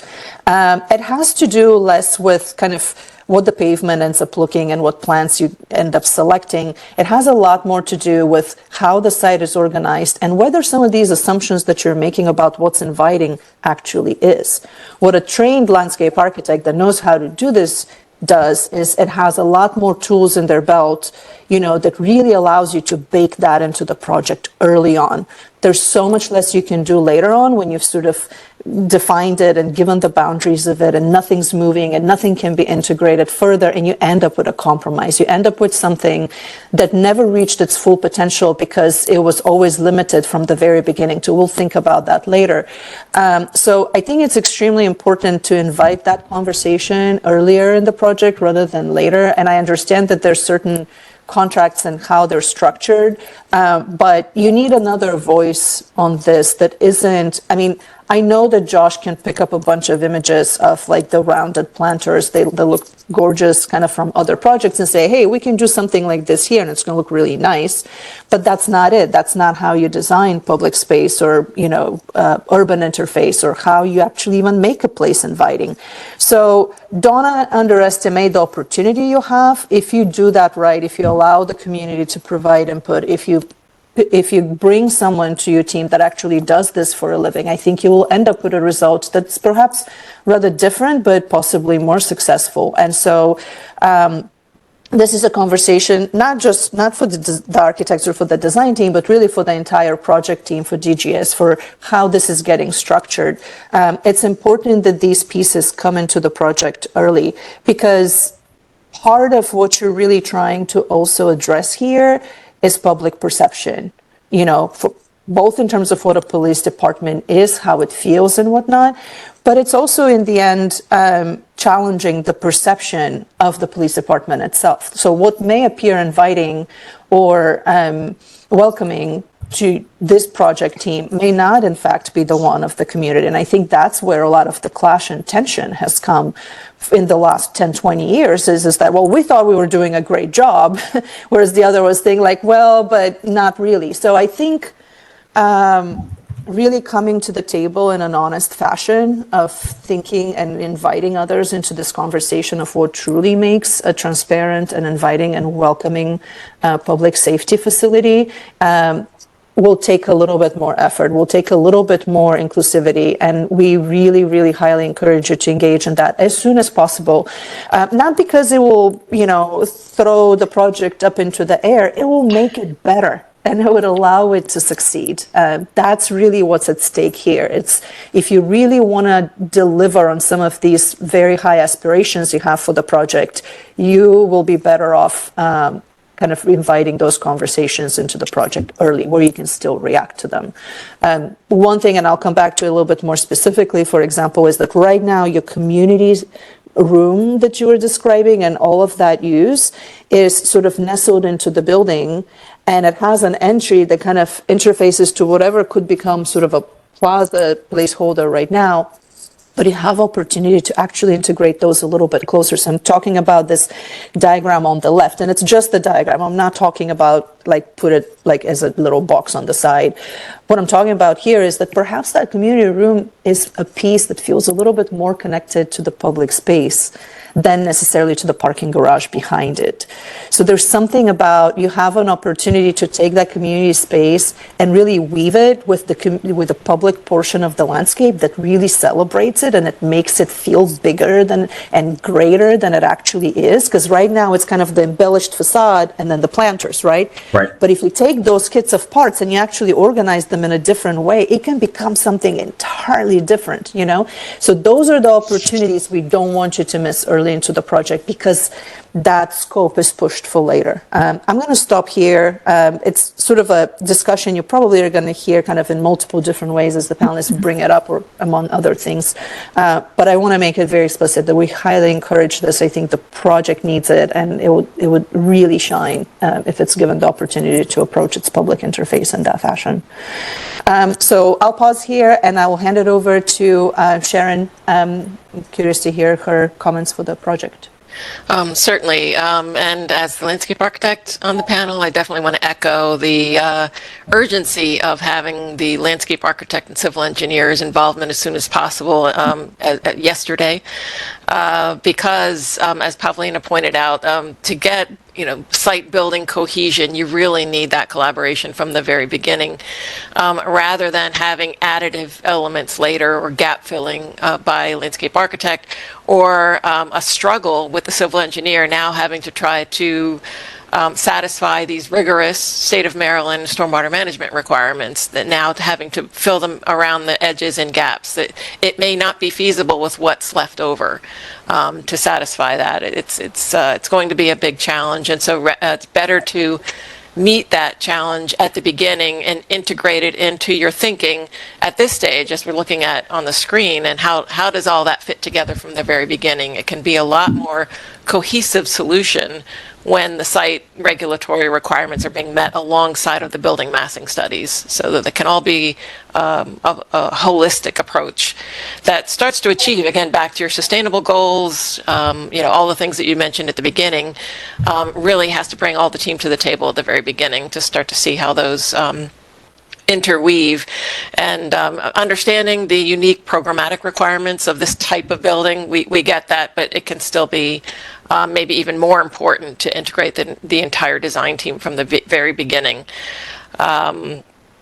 So beyond that, I wanted to talk about the edges. So starting with the eastern edge, the public sidewalk, Kevin alluded to this earlier, paying attention to that edge and what the pedestrian experience is, and if this is about safety, bringing that pedestrian safety into actuality, into reality in your design there. And is there a row of street trees that separate the pedestrian from the road? You can see that a little bit on the other side of Sinclair Lane. And so maybe we pick that up, and it is a standard urban design method to create that edge, that planted edge, and it would require some redesign of that plaza. And again, that's where your landscape architect comes in to start to create that whole cohesive composition at the front of the building. So paying attention to that eastern edge and the pedestrian experience there. Along the south, again, one of your goals was to integrate it into the character of Herring Run Park. And part of how you can do that is to bring that tree canopy onto the southern edge, rather than a series of maybe columnar trees, which seems to be everybody's first instinct to provide screening, but maybe create a tree canopy along that southern edge that starts to truly integrate this site into Herring Run, and allowing that forested edge to wrap around the building along the southern edge. And what that will also do is mitigate the visual impact of this very large building next to the residential area to the south. It'll provide shade to the public parking area and to the building itself, and again, integrated into that park-like environment, as you stated, being one of your goals. And then to touch on the western edge, to touch on a point that Osborne made, I think, and I'm sure you'll elaborate further, Osborne, but you stated one of your goals, the design team, to be wellness, employee wellness, and it's very much needed. And we all know that access to the outdoors and restorative spaces outdoors are proven to be useful in wellness. So I would encourage you to investigate that western edge. You actually have some room. Even if it's given over to stormwater management, maybe that's something, a structure that sits in a bioretention garden area and provides a place to be outdoors in nature. You've got the benefit of Herring Run right there with all of that forested canopy. It could be very restorative and serene space for an employee demographic that much needs it. So there's an opportunity there. And then finally, your northern edge, paying attention, you have this natural asset for your site along that edge, paying attention to tree preservation to make sure that what you do on your site does not eliminate that whole first swath because of impact on critical root zones in that forested area. So just being mindful of what you have there and preserving it as a natural asset right off the bat for your site. And then finally, I absolutely echo the importance of the community outreach element. I'm sure you've seen in your work across the country the importance of establishing trust right from the beginning, and the importance of avoiding the perception of an obligatory box checking exercise very late in the design process where you're coming and presenting at people, rather than making it an inclusive community process during the design and having it be and feel genuine. So I think that's important. And in order to accomplish that, it needs to happen early. So encouraging that. Yeah, and if I could respond to that last comment, just for anybody from the public that is listening or the media, there's, with a project of this complexity and a project of this magnitude, meaning that the city of Baltimore has not yet built a police station in nominally 30 years. There was a high need for a lot of information sharing, a lot of information gathering, a lot of exploration about where resources were going. At one point, there was a consideration of whether or not a firing range was going into this building, and now it's not, and it's moving around. And so when you engage the community, there is an importance of making sure that the needs are truly understood. And I just want to reiterate to anybody that's listening, while these drawings appear to be very well developed, that does not mean that we are very far along in the process and in the engagement process. There's a lot of consensus building that needed to take place in order to get us to where we are. And that doesn't mean that we're done with that yet. And so to your point about working with other cities and other metropolitan areas, it can be very heated and it can be very challenging from community engagement. We've been through this with the Maryland Stadium Authority for a public safety project at Coppin State. Rob, I'm sorry to interrupt you. Sure. I want to use our precious time. There's another presentation lined up right after you. Thank you for this. We just, it's clear that you wanted to get some internal buy-in first before you start to really share that. It's very clear. I just want to make sure that we have enough time and we can use that for the technical design review. I think it only goes to show that, outreach is forthcoming and you need to handle this. It usually doesn't happen at UDAAP. Like, people have usually done that, so we don't have to address it here, but it's understood. It's forthcoming. Sorry to interrupt you. And Thank you. I have two more people that I want to hear from, and I want to save the few minutes we have left. Thank you. Sharon, do you have any? Yep, that's it. Thank you. Oh, that's it? Are you sure? I didn't mean to cut you short, but you good? Okay, thank you. Osborne, what are your thoughts on the project? Sure, thank you.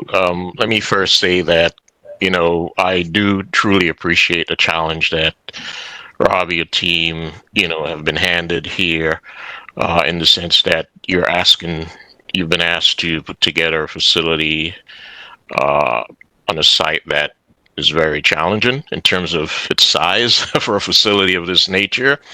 And when you think of it, normally a facility like this, much of the parking requirements are either underground or they're at grade. To have to elevate the parking and still fit in the rest of the program, I get it. There's a significant amount of challenge associated with that. I'm going to approach this maybe a little bit differently and still touch on a few points. But my overarching comment is, I think in an effort to satisfy your programmatic requirements and, really respond to the secure nature of this facility, I think there are a couple of moves that are made here that are intentional, and they potentially can work from the law enforcement and the programmatic standpoint. But I think, as you're hearing so far, from a community engagement and, more importantly, a community perception standpoint, there are a couple of unintended consequences that are kind of queuing up, right? And if you can go back to either maybe one of the three-dimensional views or something like that, I think that would help me a little bit better. Yeah. So in my opinion, I think what's happening here is, and I suspect Pavlina and Sharon started to touch on this, I think there are a few opportunities that could be further explored. I don't think they're lost. I just think they can be further explored. Again, and one of them has to do clearly with that perception. Well, it is a police facility. It is secure. It's not a place where the public goes into just walk up and go in there. And if they do, it's within a very controlled and, defined area. But at the same time, there's a huge cadre of staff and personnel that are actually using and occupying this facility. And somehow it has to respond to them as well. And I think you've done a good job so far in terms of zoning things and organizing elements, etc. But I do believe there are a couple of areas that I still think you need to pay attention to. And here's one of the unintended consequences, all right? And I'm going to kind of frame it this way, and I get it, right? For instance, Heron Run. It's a very pleasurable place. It's a stream. It's got greenery all around it. And on one hand, all of the spaces that are elevated in terms of offices up to the 5th story, I believe, the uppermost story, they can now begin to take advantage of that somewhat visually. But the reality is, at the ground level, you're bifurcating or you separate. What you're putting up against that is a lot of the hard, secure elements, the parking lot, the secure areas of the facility. And I think the response that I heard from you for that was, well, you kind of didn't want to have those things on the side of the apartment building for security reasons, etc. But look at what a great opportunity you missed in terms of directly activating or connecting back to Heron Run. So that's one aspect of it. The second is that whole front court. And I'll kind of defer to you and assume that at some point, once you have a landscape architect on board, there's going to be a lot more opinions and ideas coming out in terms of how to integrate that area, right? So think of it this way. It's an arrival area, right? But at the same time, it just appears very planar, and you've kind of begun to show hints of potentially what it can be by creating these sort of organic berms, etc., here and there. But I don't know that that's the way to approach that. The other point that I'll make is, and Pavlina started referencing that, the community room. It's community, right? The police department, probably aside from medical personnel, are one of the few groups that actually engage with the community in a very intimate way. So you have to acknowledge that. And if you've got a room that's addressing community needs, maybe that's an opportunity to kind of have that room integrate a little bit better with that outdoor space. Maybe it kind of pokes out a little bit, gives it a little bit of presence, gives it a little bit of connection back to the community itself. These very subtle moves in terms of massing and in terms of architectural intent really begin to kind of bring home, in my opinion, the success of a design.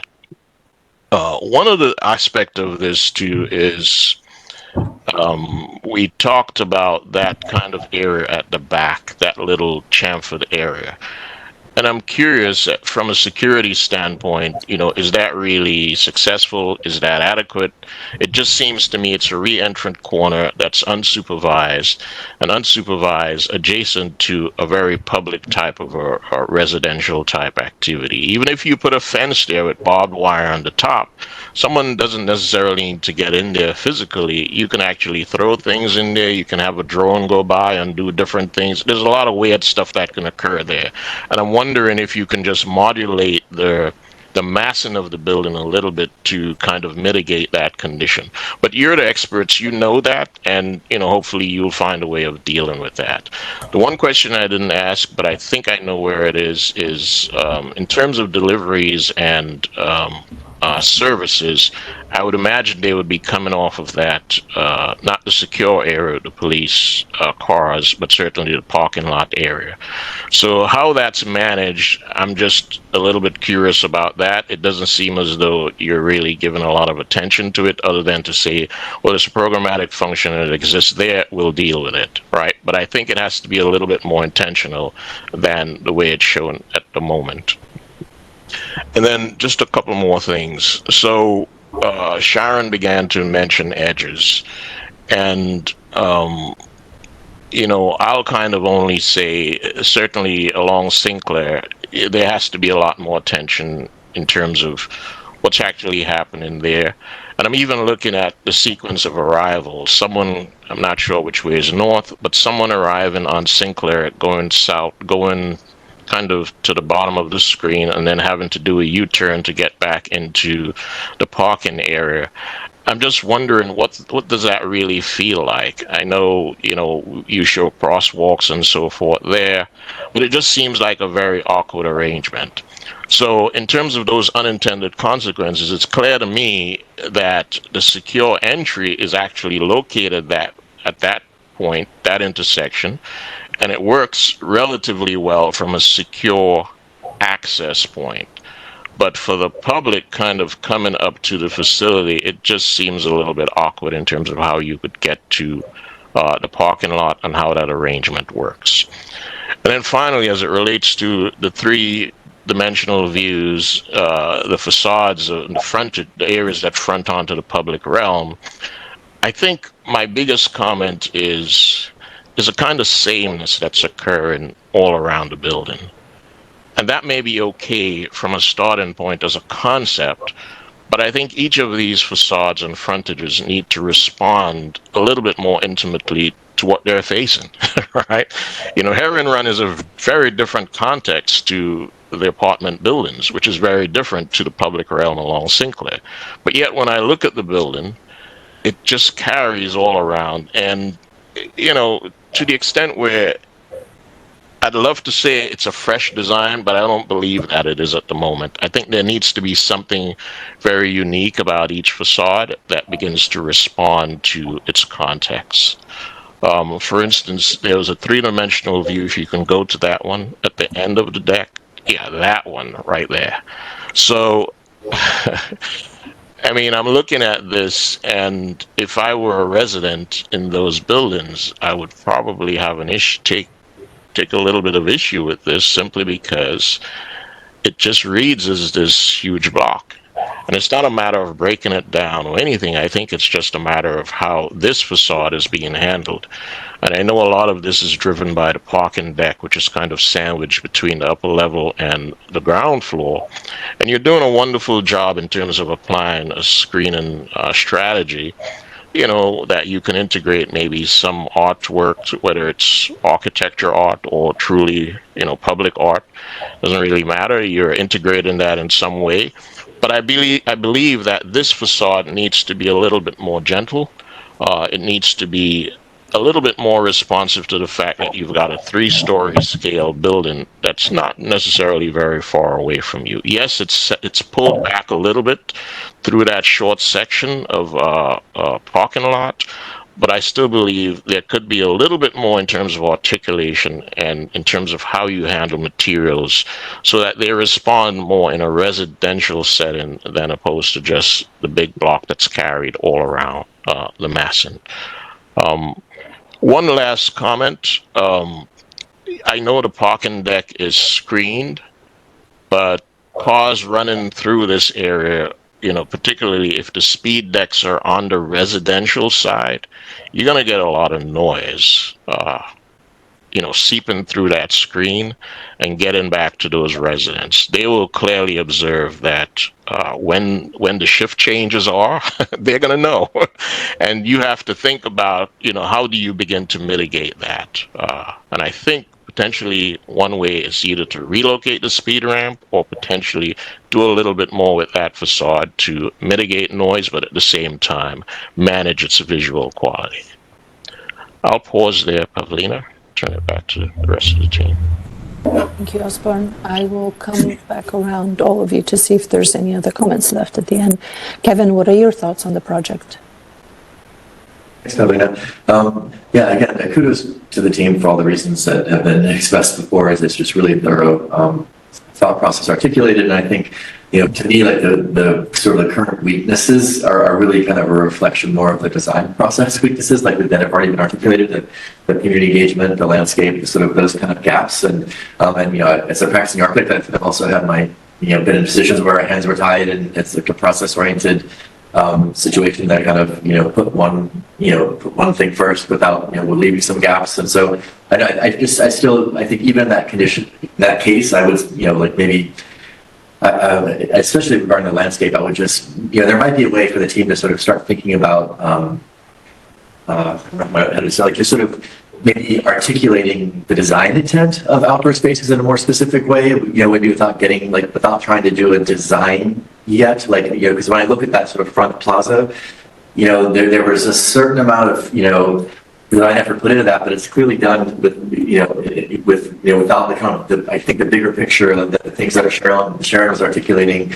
But if we're looking at what the design intent is, I would, again, go back to some of my questions before, I would imagine that safety and access and inviting, and I would honestly say shade. And if you want people to actually come and sit here, if the idea really is this, a place to invite the community where they feel welcome in this space. I mean, there's certain, just looking at the Jan Gale kind of qualities of public space, there's, shade, there's social seating arrangements, there's activities and things that make people feel comfortable. And I'm just wondering, just sort of thinking out loud, are there other uses that you can incorporate into the open spaces around this building that might allow for these kind of sticky encounters or unexpected interactions, which again, could only really be community building in some ways. For example, what if you had a couple basketball hoops and who knows, maybe kids come and play, but maybe also police officers on their right come out and play, and that's a way to kind of, bridge that divide. Or maybe there's, tables and some kids might be sitting there doing their homework after school in the shade, or if there's free Wi-Fi or phone charging, or maybe there's chessboard. I don't really know, that's where I think the community engagement could maybe help enlighten for you, what kind of attractive amenities that are, pretty low hanging fruit might actually invite people to kind of come and hang out. And then that sort of, that again, providing, you're leveraging this outdoor space, the proximity, really leveraging the fact that you're adjacent to a park and leveraging this park-like setting. Maybe there's a little bit more that you can make of that. And that's sort of, both a landscape, stormwater management, but also a programming and community building sort of lens to look at the outdoor spaces. So I guess that's sort of one big thing that was kind of on my mind. And again, I can't emphasize enough, the trees. You just need, the trees between the sidewalk and the road, even if it's not all the way up and down there, if you set the stage on that and make it safe, inviting, and I'm assuming that you could also have trees in the forecourt as well. But I mean, that plaza's getting that late afternoon shade, certainly late afternoon sun, and it just seems like that would be, easier. And then also just to Osborne's point before about the neighbors, their view of this sort of unarticulated facade. I mean, for both sound and visuals and all that. I mean, just lots and lots of trees. To Sharon's point, I think could do a lot for mitigating some of the negative, the unavoidable negative impacts of putting such a large building right there. So that was another thought. And then I think that you talked about trail connections as a generating idea, and I wasn't really quite seeing it, and I'm just wondering. Are there connections to any trails within Herring Run Park that you can leverage, by sort of taking ownership of that underutilized road? It sort of seems like you're almost cutting off access to the park, or at least giving that kind of symbol and that sort of that, just the communication is that the road stops here, and is there another opportunity for that? And back to the question about does the parking really have to be there, or maybe there's a nice trail connection along the edge of the park that actually connects Sinclair to I don't know the name of the other street, but that allows people to walk from the neighborhood to these new amenities that you're providing, like that sort of back road. Like maybe there is actually still public access along that edge, right? And that would have a different kind of messaging about how the station interacts with the park. Right, now switching gears a little bit, like in terms of I really appreciate all of your massing and study. It just, everything kind of like one idea led to the other really kind of made sense, and it seems like you're kind of putting things where they really need to be. I do think that an anticipated consequence of that building form is you kind of ended up with a building that's kind of, or maybe I'm not seeing it yet, but it's a little bit difficult to kind of adapt in the future or enlarge if you need to. And I'm just like wondering, and this is more of like a open-ended question, but if you looked at the history of station adaptation and expansion in other precincts, like, do you anticipate that in 5, 10, 15 years, you're going to have to do some kind of major reworking of this or expansion, whatever, and how do you do that on a building that's sort of where, there's one floor hovering above that, right? And so does this, I think it's just a question that, I think you actually articulated that as part of one of your goals at the outset too, was flexibility and adaptability. So I think that, to me, that's not quite clear how that is.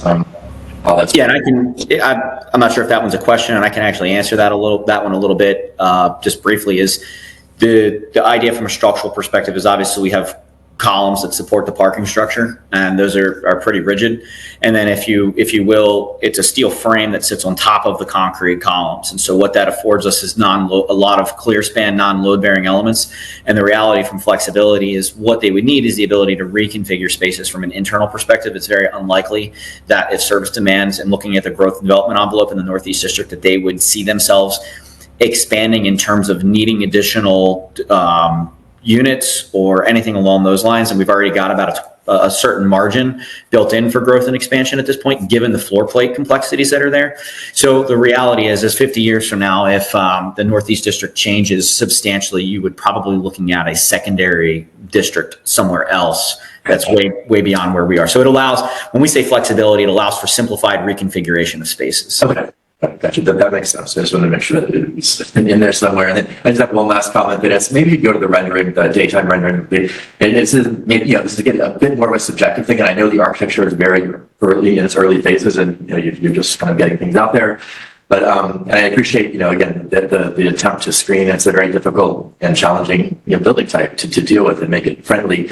I will say that there's something about, like, there's a lot going on here in terms of like materials and kind of like things like the aesthetic of the decorative fence versus like the canopy, with like the towers and then the screen. There's just sort of a lot of different things. I think that there's room here for a little bit of a maybe distillation, or I don't want to say necessarily simplification, but just sort of like, I don't know, just taking another pass at, how these all kind of work together in a way. And I think like one kind of very specific thing, like the idea of, the Corten steel, for example, is nice, but there's something about like using it to represent landscape on a canopy that it becomes kind of like a cartoon, or like sort of like, when a developer goes in and like, names its development, the thing it like replaced, but there's something like a little bit almost kitsch about it. And maybe you just consider like actual green, like green canopies and green roofs and that kind of thing. And so things become a little bit less, decorative and more of an integral to stormwater and the message that you're trying to get across. So that was just, one little thought about decoration, but there's probably still a lot to go on that one. So I'll stop there. Thanks. Thank you, Kevin. I have a few things to address as well. Some of it has been said already, so there'll be some overlap, but I kind of want to pull back a little bit. There were some things that were said earlier that sort of triggered other thoughts. And I want to start with the one where Osborne was saying, there's very clear intent here of kind of engaging the community and having a front door that is sort of more public oriented. But the everyday use here also involves a lot of personnel that is coming in and out of the building and showing up to shifts and to work every day. And as it stands right now, that portion of the program, and as it's kind of articulated, has a very backdoor feel to it. So as part of one of the goals that were in the very first document, the one about kind of best practices in the design of these kinds of facilities, you talked about, not even before that, about retention and about like really elevating the job and making one want to stay. And from there, even later on, really maintaining one's mental health, physical health, and whatnot.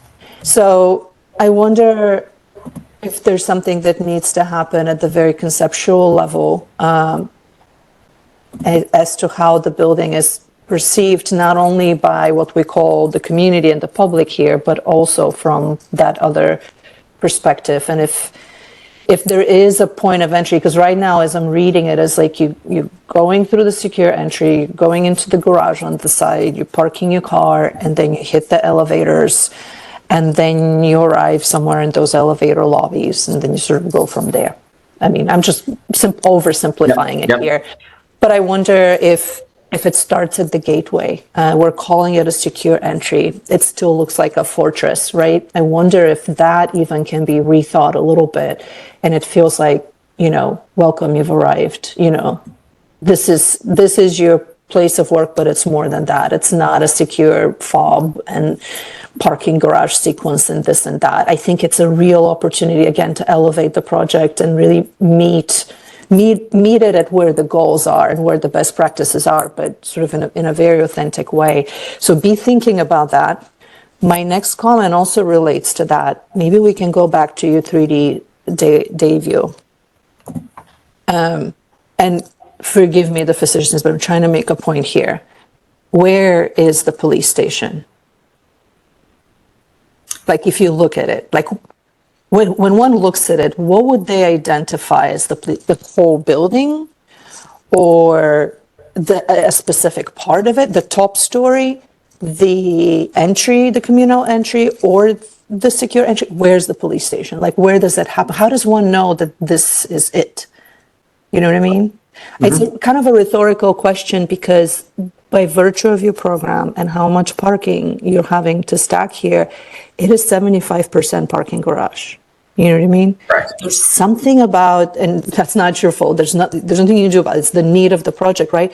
But it is something you have to solve by design, in the sense of, if it starts to really overwhelm the identity of what you're trying to design, are you really hitting on all of these other points about it being invited, about being recognizable, about being civic, about being this and about being that? If especially all around the building, all of these facades are garage screening. I'm really torn about that, because I know that you're sort of trying to introduce art into it, and it all sounds like trying to throw things at something that is fundamentally kind of challenging for the project, but we're not really quite solving it. We're sort of like accepting it and trying to embellish it in order to mitigate its circumstance. The reason why I bring that up is, I'll go back to kind of the initial 3 diagrams that we saw.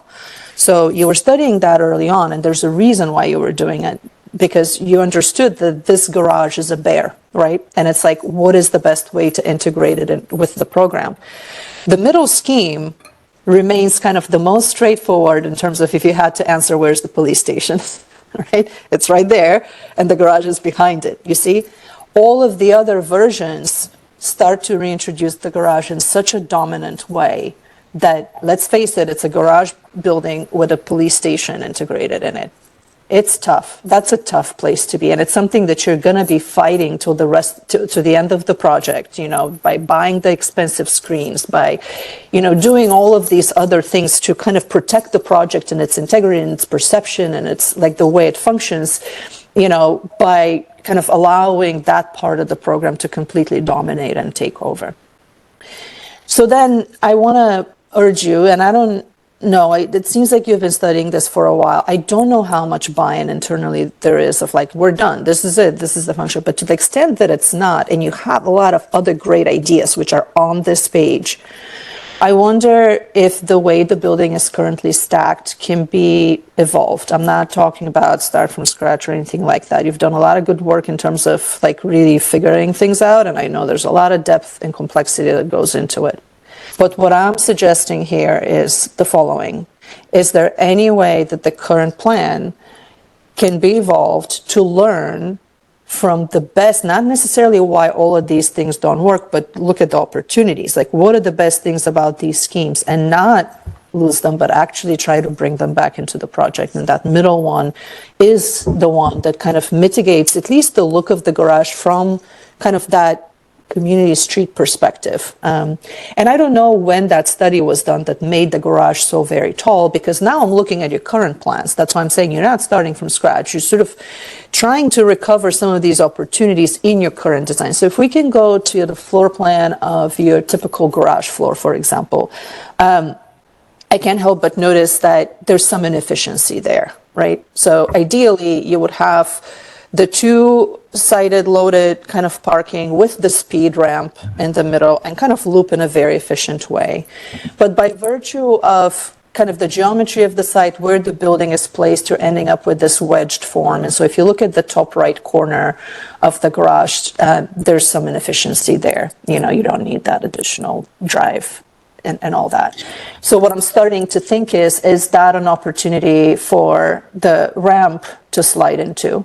And with that, basically shift the parking and maybe leave that front first two bays, the ones that are defined by the stair and elevator tower, for program that can drop down from the top floor. What I'm pushing for here is a hybrid solution that still stacks the project more or less the way you're doing, but making the parking plate more efficient and allowing for that front of the building to bring some of the police station program back closer to the front, so that when you look at it from anywhere, there is no confusion about where the police station is and that it's actually a place that people work, that people are at.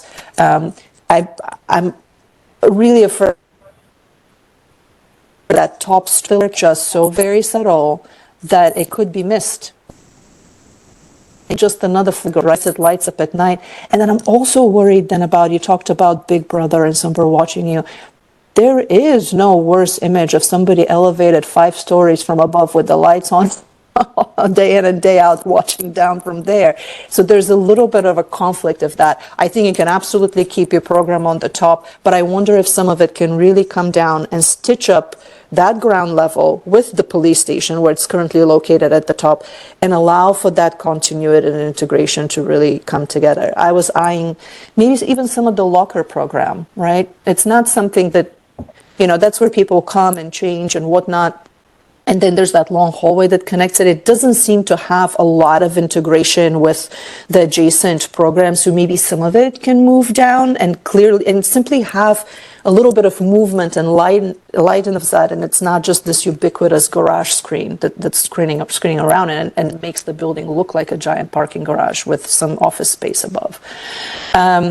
I think it's really, really important for the project to not underestimate the type of damage that this garage look is doing to the project, and it's undermining all of the good work and all of the solid intentions that you're bringing forth when it comes to that. The way it goes with UDAAP, I realize that that's a substantial shift to what you've drawn here, but it's not a start from scratch. It's really more about bringing some of that glassy program down through the front, even if in those first 2 bays, because now the police station will be closer to that second diagram. It can still continue the rest of its program above, but really kind of start to concentrate the parking deeper into the site. That will start to help you with the facades. You're going to have a very recognizable front of the building. You will have 2 parts potentially that then help you on the long facades, that they can be articulated differently. And, you know, quite frankly, the garage becomes secondary as opposed to like really dominating the entire building right now. To the extent to which this can be studied and modified, I think it will do an incredible service to the project and its recognition as a police station. And, you know, having this identifiable quality to it. A couple of other things that strike me also is that in your early diagram, it kind of has this, like, especially the scheme that you ended up with, it has that layer cake kind of attitude towards it, like the first level, the garage, the top level, and then there's like these 3 stair towers that are cutting through it. And I think that's not helping the project either from an articulation point of view. Again, it separates the police station from the ground and from everybody else. It, kind of lets the garage dominate. But I think there's something about these tall towers, stair towers, that are actually giving more of the fortress kind of look than you would like. Maybe it's more expressed in the front because it gives you that verticality and it celebrates that front volume. I question it when it happens kind of a little bit more into the building. I get it that you're trying to do something to break the mass, but those masses end up being very solid and very severe on what is already a very severe facade. So I think you can perhaps revisit that together with some of the other programmatic and massing shifts, and don't allow necessarily the diagram to become a building right away. I think there's times when some of that verticality works and it can be celebrated and it gives you kind of that marquee, Baltimore Police Department sort of thing. And then the other ones are simply like very solid and, 70 feet tall kind of masonry feeling. Even if you clad them with the faux wood, it's still going to feel very kind of fortress-like. So be careful about some of that language as well, because it you talked about a lot about the transparent fortress. Between the screen of the garage and these massive elements, it's mostly a fortress now. The transparency is so understated and it's so hidden under that canopy on top that it's not really quite doing what you want it to do. But the intention is fantastic. I think there's some significant shifts that need to happen still in how the project is stacked in order to deliver on that. Another thing I would say, and so now moving kind of a little bit more into the site, you've heard about this integration about the building and the site. It's really important to consider. I think there's some assumptions that were made very early. I think when you showed some of those early diagrams of the site, that partial road that is currently blocked. Can we go to that one of those very first diagrams? I think that one very early on was dubbed as secure access, right? There was even a slide before that. What did you call it before, even in the earlier analysis? Yeah, here it was open space, right? And then at some point it became secure access. And I think you started hearing it from others. Like the Herring Run connection is the big asset kind of from a public and community point of view here. So actually putting a secure access there completely bifurcates that.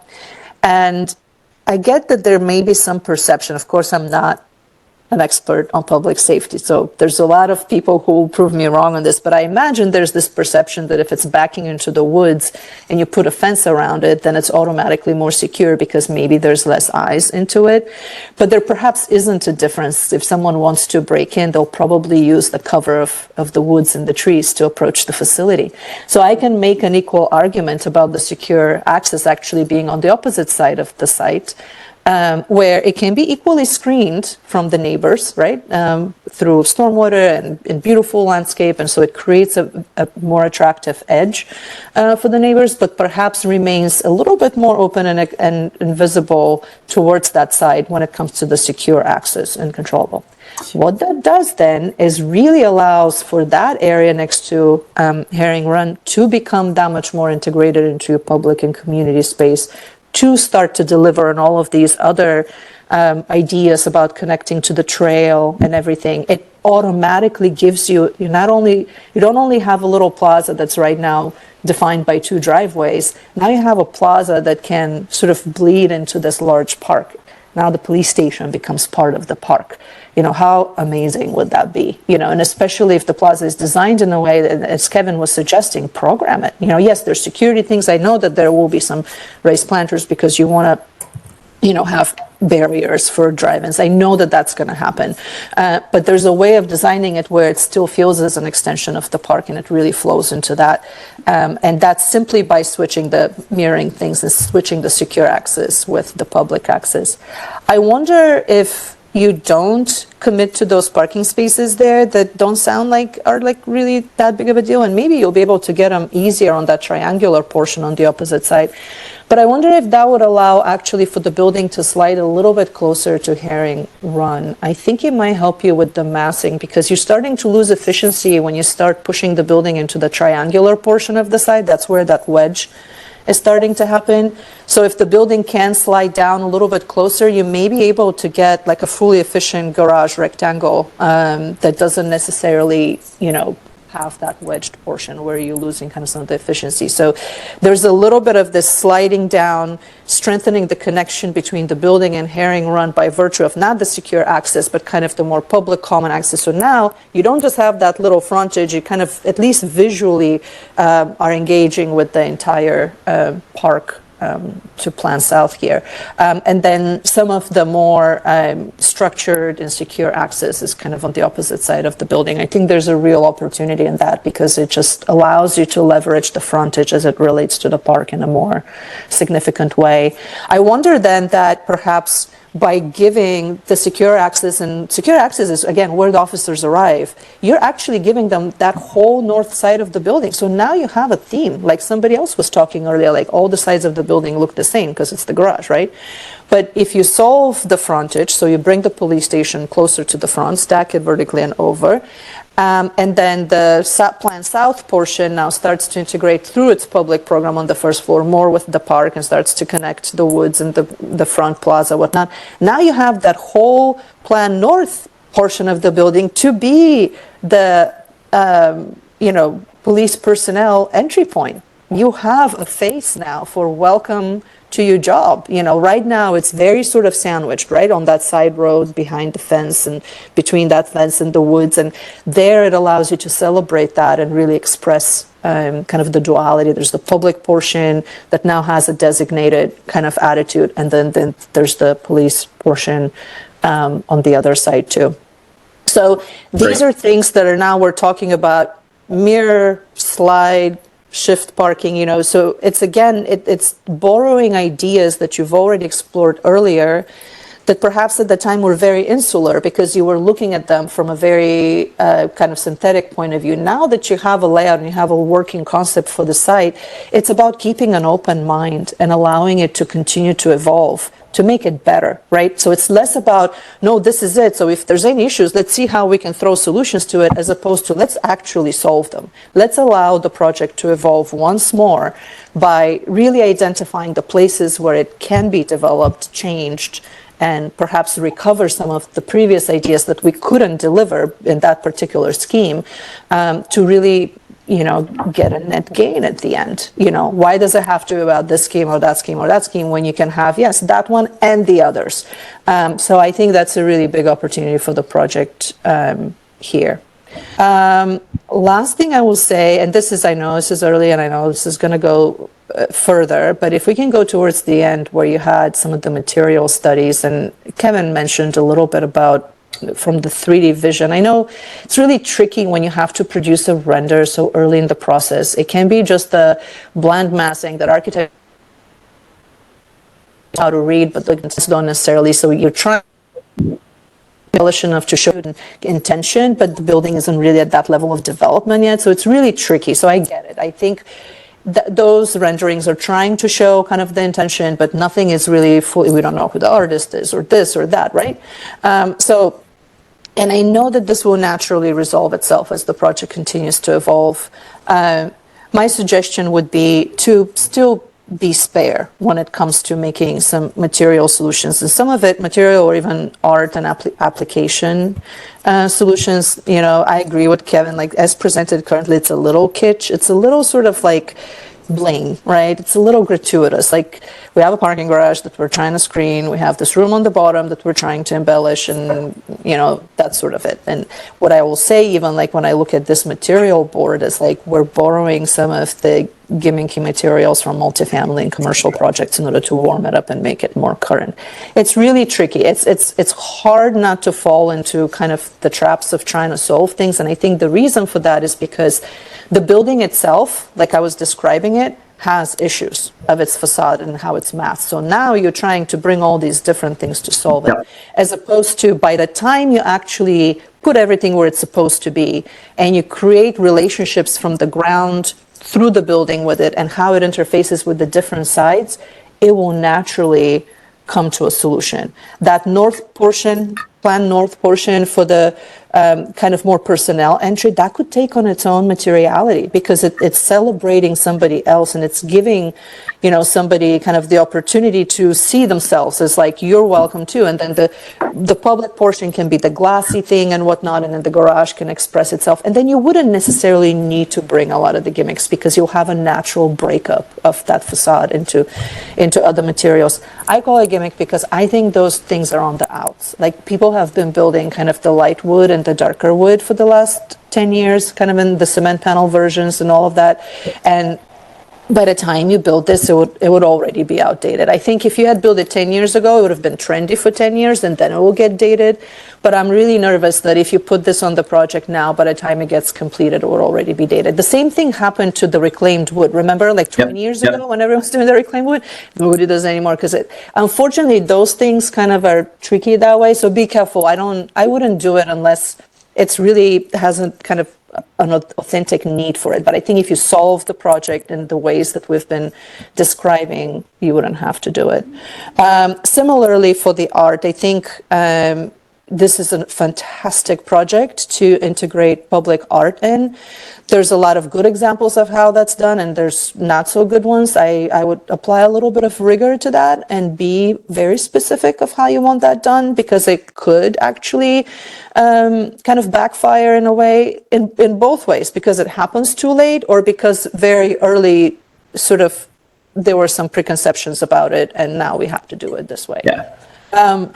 I would say that I would find authentic ways to integrate public art. So, for example, that plaza, could it be a sculpture garden? Could it be paired with like areas where kids could do, homework and have functional art that is also a play place? I mean, there's just such rich ways to do it. And all you need to do right now is define it and be very specific about what it is. Not like one of those and one of those from pictures, but it's like not only what it looks like, but how I want it to function, and how, if it doesn't check, those 5 things you had on that page that started with, I wrote them down: community, context, sustainability, wellness, security. If it doesn't check at least 3 of those boxes, every element that you're introducing, then it's not good. It's really superfluous, and that's when it's kind of gratuitous. So I think it's really important to take it from that perspective, and that's when that everything that you've put in there is very thoughtful. Okay. That's the extent of my comments. Hold on one second. I'll come back right to you guys for closure, but I want to see if anyone else from the panel has any other comments left that they want to circle back on. Yeah, Pavlina, the only thing I forgot to mention, and I think it was mentioned that there's a bit of program that's potentially temporary. I think that might be shifting maybe to central booking at some point in the future. The only thing I want to say to the team is, yes, temporary can be 10 years, a decade, etc. We get that. But at the same time, as you kind of program the site and as you set things out and you reorganize or you revisit this, think of where you allocate that space and what happens to that space when it's not there, right? Because the building overall and the site would still be there, but at some point in the future, that's not going to be there. So it's important that you not lose sight of that. Just a quick clarification. It's not that the program is temporary, it's that the evidence that is going into holding and the detainees that are being held there are temporary, so they're not going to be staying there for a long period of time. Okay, thanks so much. Thank you. Much appreciate your presentation. Thanks. Yep. Thank you all. So this concludes the technical design portion of this. I know Rob's been trying to get our attention and say something. I see that Sergeant Hardy has a hand raised. I want to hand it over to Caitlin and Planning Department, because this isn't a public hearing. I wanted to conclude the design review, and then I'm going to hand it over to Caitlin, who can then moderate the rest of it. Thank you all so much again. Great start and great work. We look forward to seeing this evolve. This is a really important project. It can be really, truly fantastic and groundbreaking, but there's more work to do. Thank you. Thank you. I'll echo everyone's thanks. If you all from MW could just please email me the final presentation. I'll be posting that to our website shortly, and I'll be in contact with you with the minutes as well as next steps. Perfect. And I know we'll be working closely on all of this. We don't take public comments during the session. So Sergeant Hardy, if you have any, I know we'll be meeting with BPD and the design team as we move forward. But there are no public comments at this time. And with that, I think we're ready to move on to our next item.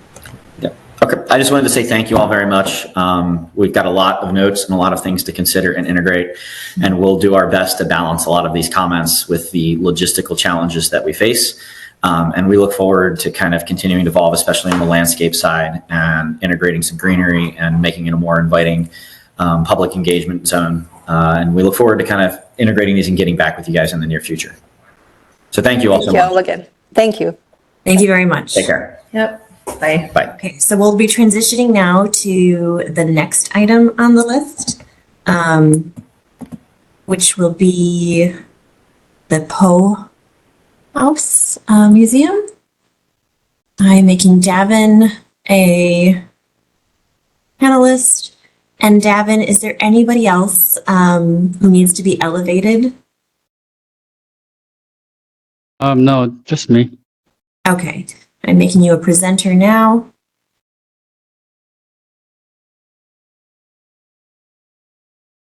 Okay. Okay, we're good. Yeah, so thank you, everyone. Again, we're here for the May 1st UDAAP meeting. This is the second item on today's agenda, which is also the last item. It is the Poe House and Museum. I'll turn it over to Pavlina. Thank you. Well, she may have stepped out for a second, given the transition. And Davin, you have been elevated to presenter, so you should be able to share your screen whenever. Okay, I'll get going on that. Okay. And so, Pavlina, I'm passing it over to you. Thank you so much. Hi, everyone. Welcome back. This is a quick return. So it wasn't too long since we've seen the project. We're happy to see you come back. We can't wait to see how it's evolved. Just in case we need introductions, there's 4 of us today. The full panel will be reviewing the project. Ms. Sharon Bradley, landscape architect, Mr. Kevin Storr, and Mr. Osborne Anthony, our architects and planners. Without any further ado, please take it away. I think the only thing to leave you with is please make sure that you organize your presentation based on our comments so that it's clear which comments have been addressed and kind of what the specific tweaks are. It will really help us and facilitate to kind of track the progression of the project. So it's really important that you're as clear about that as possible. Thank you. All right, good morning, everyone. It's nice to be in front of you again. I have what is a shorter presentation this time, going through responses to the comments from last time. And these comments were, there were quite a few comments, but most of them have to do with this relationship of the garden to the entrance to the pocket park, and having to do with organization of the project, even the massing. And then looking at the kind of the entry sequence, whether it should go through the garden space or in creating it more of a forecourt there, and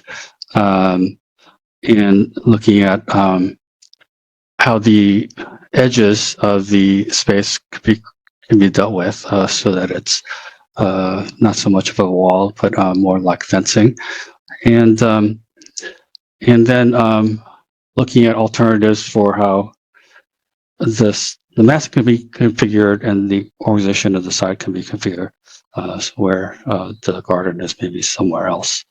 So it's hard to kind of tease out each of these individually because they're so interrelated.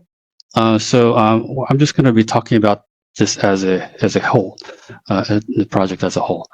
And to begin with, the project, as you recall, looked like this. It had a courtyard here, the garden at the corner here on Amity Street and Lexington, and across the street was this pocket park, part of the La Cité development, and the entrance was on Lafayette Street, or sorry, Lexington Street. there's a change that is important to highlight. There is a easement for the Maryland Historic Trust, as this is a historic site that is shaped like this, and it's based on the kind of 1940s development of Poe homes. But the encroachment of the building footprint onto this easement was a matter of note. So there was some discussion about how to deal with this, and not to say that this project cannot proceed without this overlap and encroachment, but it certainly would be easier if it does not encroach upon it. So we looked at and decided to shift the building over by 10 feet, reducing the setback here from 15 feet to 5 feet, so as to really avoid this easement area. And the result does help in other ways. It helps in terms of increasing this courtyard space to be a little bit more generous. The lobby can be more generous, which was much needed. The garden could also be a little bit more enlarged. So this was sort of the first thing that I wanted to bring to your attention. The other is a alternative study that we did look at, and we took some time to really investigate how this entire lobby configuration could change. We did not want to redo the entire building and start from scratch, but really looking at this corner here and how it could respond to the park across the street. And so rotating the lobby was one of the options, probably the most kind of workable option, and creating somewhat of a forecourt in front of it, reorienting the entrance to the Amity Street on the west, and creating a kind of a larger space, courtyard space that maybe can be a combination of a courtyard and garden. Now, here is the before, what I presented last time, showing the wall that circulates around the garden. And this is what the alternate option was looking at, more of this kind of forecourt space. There could be a canopy at the entrance here, and this kind of combination of garden and courtyard, which is overall smaller than the courtyard and the garden were together, and separated by a fence here. Here's another view of it, wide eye level, showing the kind of canopy overhang and the fence line with the forecourt. The kind of conclusion after much discussion was that this is not acceptable as a direction, because there are a few things that were really kind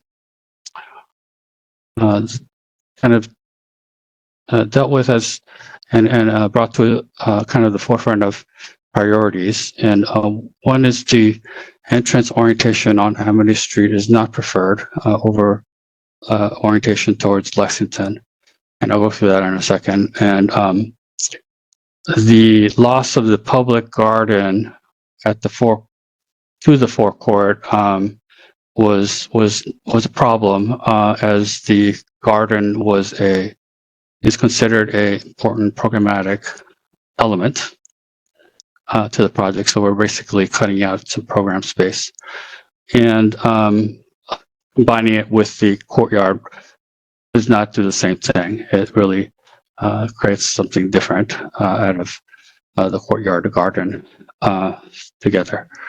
And then the third point was this direction does fundamentally lose some of their thematic references that were developed from the start of the project, such as the writing on the wall, the open book, the cemetery garden reference, and etc. So these kind of reasons really cemented the direction of maintaining the scheme that we had before, but altering it and modifying it so that it does respond to the comments in some form or fashion, and buffer the relationship to the pocket park.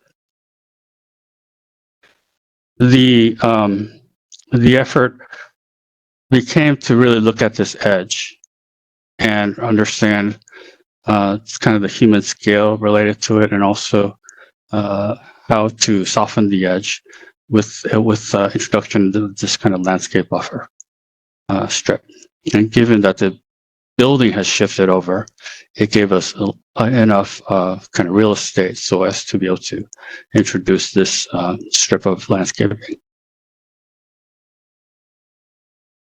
So this is a view from the park direction, and I'll say one other thing that the scheme, I believe, does better than the alternate is at a larger scale have an edge that responds and faces the park. That's this kind of open book element is really kind of a large, almost like a billboard that faces the park and creates an edge, a proper edge to it, rather than one that steps back and forth. But you could see here the landscape buffer that was introduced and the fence as opposed to a wall. And there's a bench here too. So here is a enlargement of the plan, the new plan. The courtyard being larger and closed off. Actually, it was developed as a requirement to really secure the courtyard space for more of a private use and internal use rather than oriented to the public. The garden itself has been revised slightly so that there is a clearing, kind of an open space here where poetry readings could happen. So there could be someone standing here, and then there was these two benches that form a circle and kind of create this open space. And then you have this buffer zone that I mentioned earlier. The lobby, not to get too much on the interior, but the lobby flow was also improved by this so that you are able to have much more space for queuing and a better kind of positioning of the reception and kind of the coat closet area. Getting into the entrance location, it really is important to step back and look at the site from above and understand pathways and kind of hierarchy of streets. And you have Baltimore and Fayette down here, which are really the main streets, and Schroeder here for circulation. Lexington is moderately traveled, but it does end here. It does not cross MLK, but this is the pathway really where visitors from the Poe graveyard at Westminster Hall, they would take this pathway to get to the House Museum. And then there's this small street, which is Schroeder Street. I'm sorry, Poppleton Street. The Amity Street itself is very narrow, and it's really not much more than a alley in some places. Like here, it's literally an alley. And so it's just a very small street. That's one way to the south, as you can see here. And this view here showing Lexington Street versus Amity Street. And then you have the pocket park here. So these are the reasons why I think that the team felt strongly about placing the entrance more on oriented toward Lexington Street.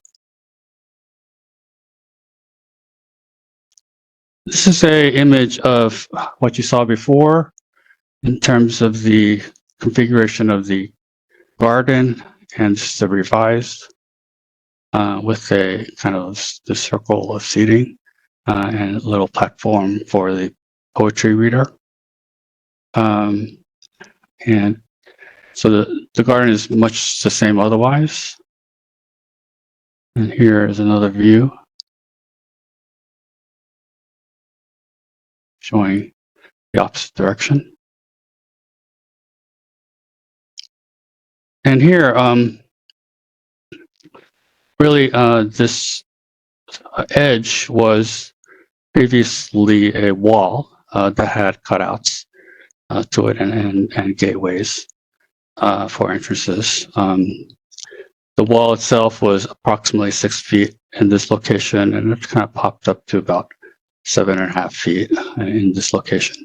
So really changing the nature of this to be more fence-like, kind of taking away this brick base and lowering the entire thing to become like this. So you have more of a fence with some piers. There's a stone bench, and then lowering the signage as well. Signage element is more like 5 feet, and the fence is more like 4.5 feet high. So, excuse me.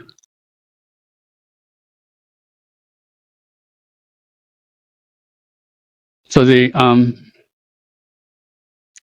other view shows again from the Pocket Park point of view from the west, the wall again, and then kind of the more the fence-like treatment with the buffer.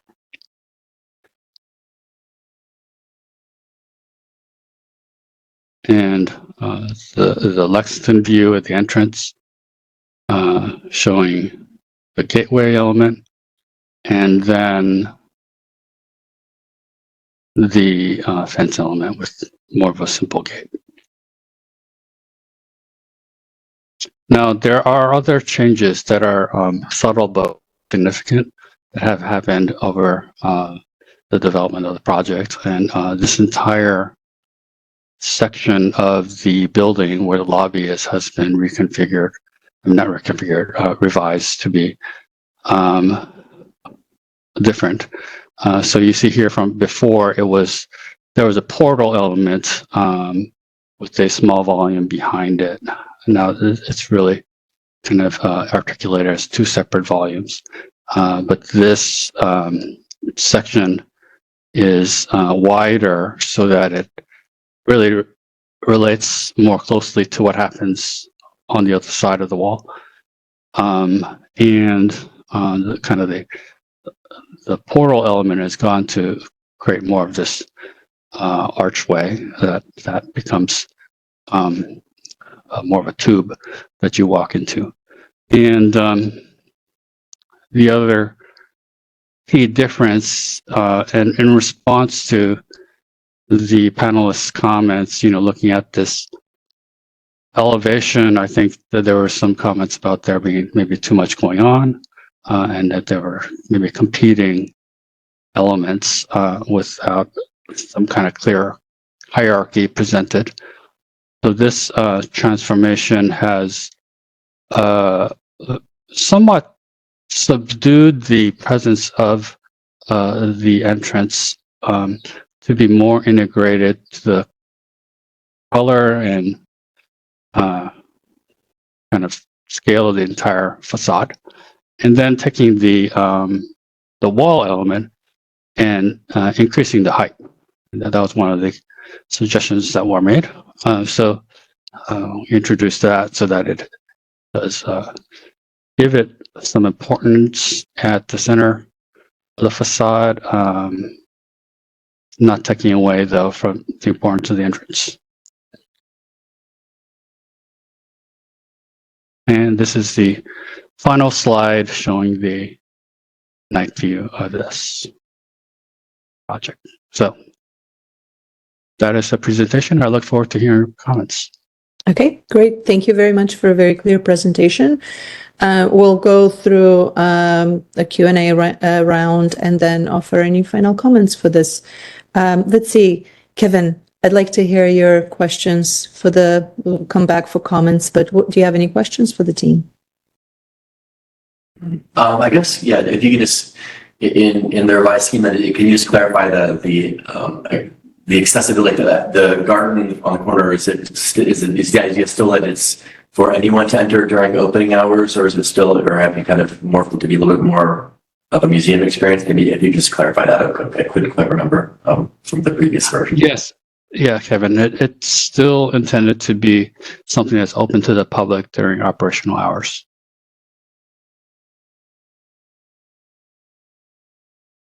Actually, that was, I think that's my only question. I might think about it in a minute. Yeah, that's it.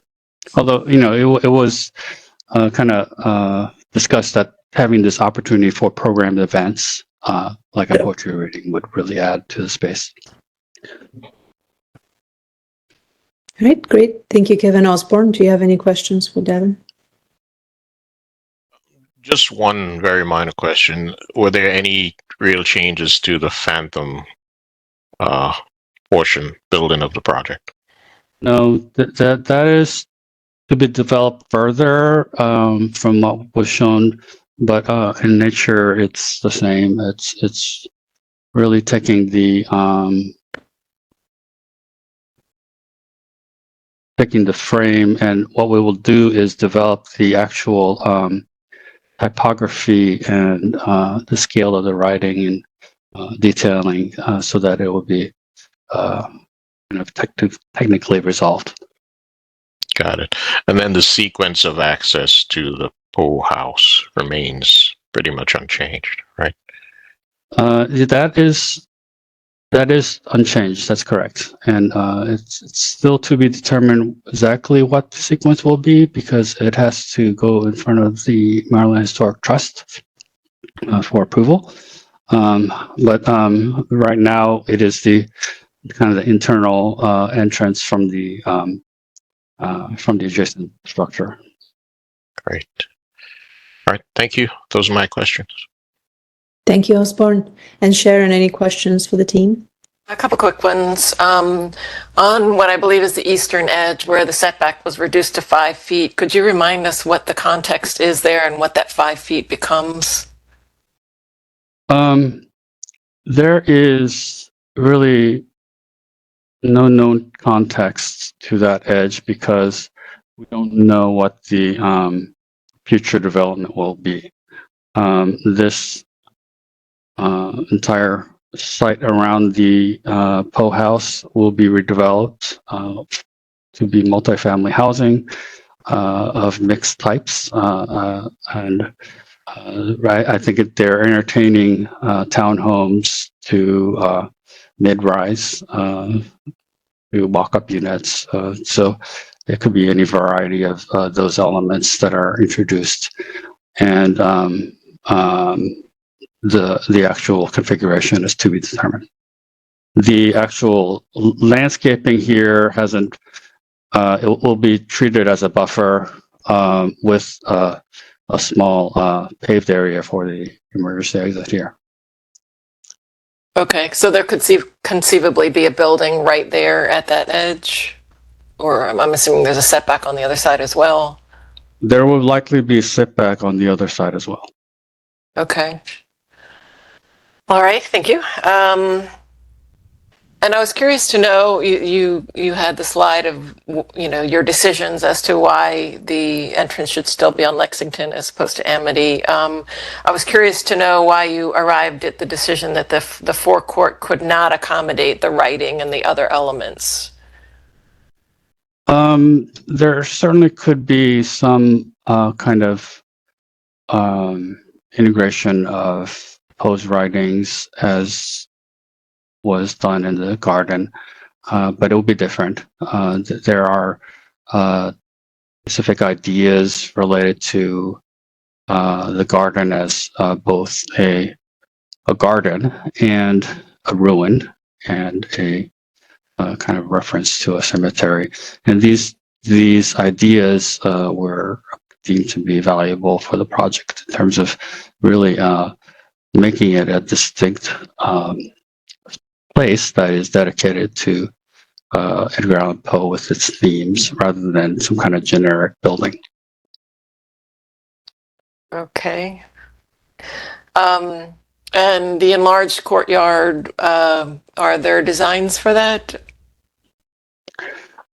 The idea right now is that it really is just a paved courtyard so that it can take on small events, and there will be some potted plants there. And we did have a concept of a green wall at this north wall, but has yet to be developed. Okay, and could you remind me, is there a landscape architect who is designing these spaces? Yes, we're working with MK Consulting. Okay. All right, those are my questions. Thank you. Thank you, Sharon. My quick question is related to the materiality of the building. It's hard to tell right now whether it's just a function of the rendering change or if there's an actual change of materiality. You said that you've made some subtle adjustments there. Can you elaborate a little bit? Yeah, from these views here, it looks like the volume on the right is still the Raven themed thing, and then what happens with everything else to the left? There's a few beiges and grays there. I'm wondering what. Yeah, there's two tones of brick. There's a kind of lighter gray, which is the same. It's supposed to be the same here. Looks a little different, but it's supposed to be the same gray, light gray here, and then a dark gray, which is these two walls. And then there would be a metal paneling that takes the place of these edges. And this is a wood paneling on the inside of the entrance here.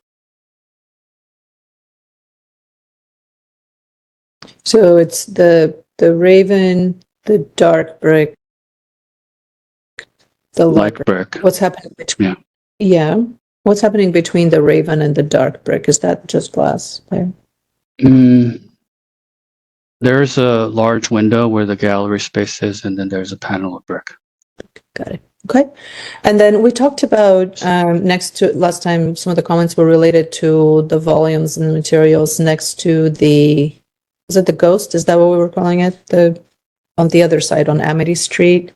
Have you done any considerations there? There was like 4 or 5 different transitions and materials there as well. Yeah, that I think was kind of a misunderstanding of the, or maybe a misrepresentation of colors with the rendering. There's really just the color of the existing building, of the existing Poe Homes apartment building to remain, and then the color of brick of the Poe house itself. There's no new material being introduced on that side. Okay. Except for the phantom. Yeah, that's good to know. Thank you for that clarification. And just in case I missed it, and maybe I did, where these kind of bollard elements are, that's the bus drop off? Because I know we discussed it last time where people arriving and all that other sequence. Oh, for visitors. So this kind of curb extension here would be where pickup and drop off could happen. These bollards are actually bollards that are also bike racks. Okay. And so as to provide some security to the building from cars. So they are bollard bike things. They are, exactly. You got it right. And in terms of where the buses park and such, there's plenty of other spaces for that to happen. Not for parking, but for drop off. Like where would? Yeah, for drop off, it would happen right here. Is that a driving lane, or is it is that in the? Because the way it looks here in this render, it is a driving lane. Yeah, but there's only so much space on Lexington to work with. So they would block traffic to load and unload people? Yes, I think so.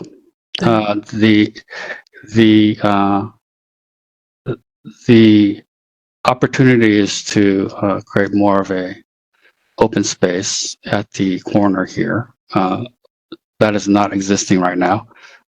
There's this curb line continues to the corner. So creating this curb extension separates this edge from the parking zone and also provides you more of a forecourt actually to the entrance and allows you to drop people off at the Lexington Street. And Lexington Street, although it's more traveled than Amity Street, is not really heavily trafficked. But buses do idle while they're waiting for their groups. You know that, right? I mean, who knows how long by the time everyone uses the bathroom and is ready to get back on the road. It seems to me that for a project like that, you would have a designated, at least queuing area like that, where someone is picking up a group, and maybe that area where what we're calling parking, maybe there's 2 parking spaces there reserved for that kind of pickup. It just seems very, I don't see it on any other project where you're like, no, we're just going to load in the middle of traffic. It just doesn't work that way as far as I know, you know? That could be considered, the taking away these spaces for a bus to be able to idle. I think there's an option. Okay. Great. Thank you for answering my questions. I'll circle all the way back to Kevin and see what his comments are for the project. Kevin, your thoughts, please. As you might remember from the first round, I like so many things about this project and its quirkiness, and I appreciate that you studied an alternate entrance, and I guess there's just sort of one element of where you landed, which is kind of a little bit on my mind, and I guess maybe it's telling that you don't have a rendering of that, but and again, I think it's almost a little bit out of our purview, but I mean, if you're making this move to have the entrance on the road that, you know, that you could potentially enter this museum without seeing the actual kind of main event, right, which is the Poe House, like when you enter the lobby, is there a chance for you to think about the plan so that when you enter the lobby, like maybe that book opens a little bit more on the inside, which I suppose that means it kind of closes a little bit on the outside, just to kind of capture a little bit more of that, of the view of that kind of iconic side view of the house with the chimney. I'm just wondering if there's some way to kind of announce that, you know, like from, you know, like if you're coming from the east, you go in the front door, you get more of a glimpse than just the end of that, you know, that sort of shed. It's just that about if you're gonna do this sort of slightly counterintuitive thing of the entrance, you know, being entered possibly without seeing like the house, like maybe there's a way that you can kind of make that when you walk in that front door, like there's some way of seeing it a little more clearly. I guess it looked like in the renderings, maybe the ground floor was a little bit more transparent, but I didn't quite get that. But that was just, you know, just a question slash suggestion. And the other thing too about the entrance into the lobby is that I feel like the first thing you see again isn't the house, but it's also like the kind of the coat check, and it just seems maybe like the front desk and the coat check kind of intuitively might want to switch. And again, this is, you know, I tend to not give comments on just the internal layout, but I'm just thinking about this. It's such a small, compact museum, and every little move kind of counts. And then there's so much poetry embedded into like what you're doing here. Just like walking in and not seeing the house, but seeing the coat check just seems a little bit like the site plan fighting you in a way. And I'm just wondering if there's any room there for some, you know, tweaks or refinements to kind of tell the story a little bit more explicitly. Yeah, so that was just one thought. I still think that, you know, I think that the changes that you've made, you know, make a lot of sense. And I'm a big fan of the sort of the melancholy graveyard-like garden. I think it's so strange and unexpected, but kind of could be really, really interesting and nice. And I think maybe I'll actually stop there, because I just feel like, you know, that not a whole lot has changed after you did that initial thing, and I just think that. Yeah, I think resolving that entrance, you know, being on a different street of the house, I think is kind of like a pivotal, it's a key thing to kind of make this whole thing sing, and I feel like it's close, but there might be still a little bit more to do there. I'll stop there. Mm-hmm. Thank you. Thank you, Kevin. Appreciate it. Osborne, what are your thoughts on the project? Sure. Yes, you can go back to the plan. It's fine. So, again, I like the spirit of what you're doing. I think you have a very high level of quality in terms of how you express and how you interpret uh, the program and the request to, really put together a new museum for something that's so historic and so etched in the memory of many of us. So I commend you on that. I was really hoping to see you do a little bit more in terms of responding to the comments, but nonetheless, you presented a rationale for your decisions, and I respect that. I will push back a little bit, though, on kind of the analysis as it relates to when you kind of pan out and you look at the connection or the arrival, let's say, to the center. And, I was thinking in terms of, well, here it is. I'm in Baltimore. I'm going to visit, the Poe House, the Poe Museum, maybe even the burial site. How does that really work for me, right? Am I going to go to the museum first, or am I going to I'm thinking in terms of a visitor, right? Am I going to go to the museum first, or am I going to go to the burial site, right? And it all depends. But nonetheless, to your point, yes, the more likely path of connection is along, I think that's Amity, right? So, but does that really justify the entrance being there? Because I could also make the argument that, well, we come to the site, we come to the museum first, and then we collect all of our information about him, and then we figure out where in Baltimore do we need to get to, right? So the argument is to be able to kind of run along Amity, to me, is a little bit secondary, right? And to the extent where what I would tend to argue is that arrival sequence at that intersection of Amity and Lexington is way more powerful, right? Just as a visitor coming there. So, and I'm going to still argue for your rationale now, right? I'll say to you, well, if you said to me that, the house, the historic house, is meant to be more objectified, right? So it's an object in space that, that's the postcard shot, so to speak. So everyone comes there, they stop, they pause at that intersection, they take the photos, etc. They kind of walk up to the building, walk back, and then they go into the museum and interact. Then I would kind of begin to see a sense of validity with that argument, right? So I'm going to take it to mean that that's kind of the intent of how you're approaching this, and kind of leave it at that, because otherwise, if it's anything else, then I think that entrance should be on the other street. Okay.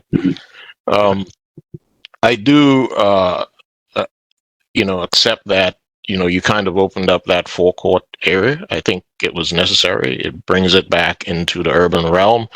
It gives it a little bit of not deference, but it refers back, or it connects with, it acts as a welcome contrast to the park that was developed across the street with this in mind. So I think in that respect, it's wonderful. Making that shift and kind of, expanding the open space around the back, I think that's also great. But again, the fundamental issue for me is the point that Kevin made, is you kind of come into this lobby area, you're presented with the backside of the Poe House. And it's a kind of a backdoor way to something that's so important. But I think I would hang it on the strength of, well, it's an objectified element. The house itself, it's a simple house. It's almost like ordinary, and nothing much happens with it. It's just there, but it carries a lot of history from, a figure who's very central to Baltimore and to our culture as a whole. So nonetheless, kudos to you. I think you have a very good hand, and I respect the decisions you've made. Thanks. Thank you. Thank you, Osborne. Sharon, what are your comments for the project? Thanks. Just a couple. I do think it's a big improvement, as Osborne mentioned, to lower the walls, lower the barriers, visual and otherwise, between the street and the park. It becomes part of the urban fabric when you do that, instead of walling it off as a separate item. And it accomplishes the goal that you've stated, is to start that relationship across the street with the other park, which I think was non-existent until you lowered the walls and started to create a dialogue across Amity between the two park spaces. So I think that's definitely a big step forward. I also think it's an improvement to create a conversation area rather than such a linear experience as it was before with the seating arrangement. And I understand the character you're building of the graveyard experience, and it's very evocative. You've been very successful, and I might say almost too successful in the sense that these are all very hard surfaces, and I understand the materiality is very deliberate, obviously, in creating this atmosphere. But having done that, I don't see it as a place that would particularly welcome people to stay for very long, because it's very hard. All of these surfaces that you've created in creating this the graveyard experience, and maybe that's intentional. Maybe it's intention. The intention is to make it a place to perch briefly and keep moving through the museum experience. But it's not somewhere that I could see people staying for long to read a book, for example, or poetry or whatever. It's just not going to be that comfortable. It's not made for human comfort, particularly. I do still think that addressing, all three, the Phantom Building, the original museum, and the new museum facing the same direction as a whole composition with a very rich forecourt experience that you would move through to get to that front entrance. I could see that working, but I also see the argument that then, where you're left with for the Lexington orientation. So, like Osborne, I can see the thinking there and appreciate that. And appreciate that the fact that you've made that linking element, the park, much stronger by opening it to the eye so that it's at least can be appreciated from the street as part of that composition that wraps the corner. Mm. So those are all my comments. Thanks. Okay, thank you. Thank you, Sharon. I only have a few things to add because there hasn't been that much development. I do agree that the development that has been done has improved the current scheme, particularly with respect to how it addresses the edge here on the corner. You've taken some of the cues we mentioned last time in terms of making that edge, that barrier, more transparent and softening it with plants. Every little bit of that counts, and it does help to really open it up a little bit more. I'm disappointed to see that the other solution wasn't given the light of day. I think that there is a successful project there if there's a willing participant.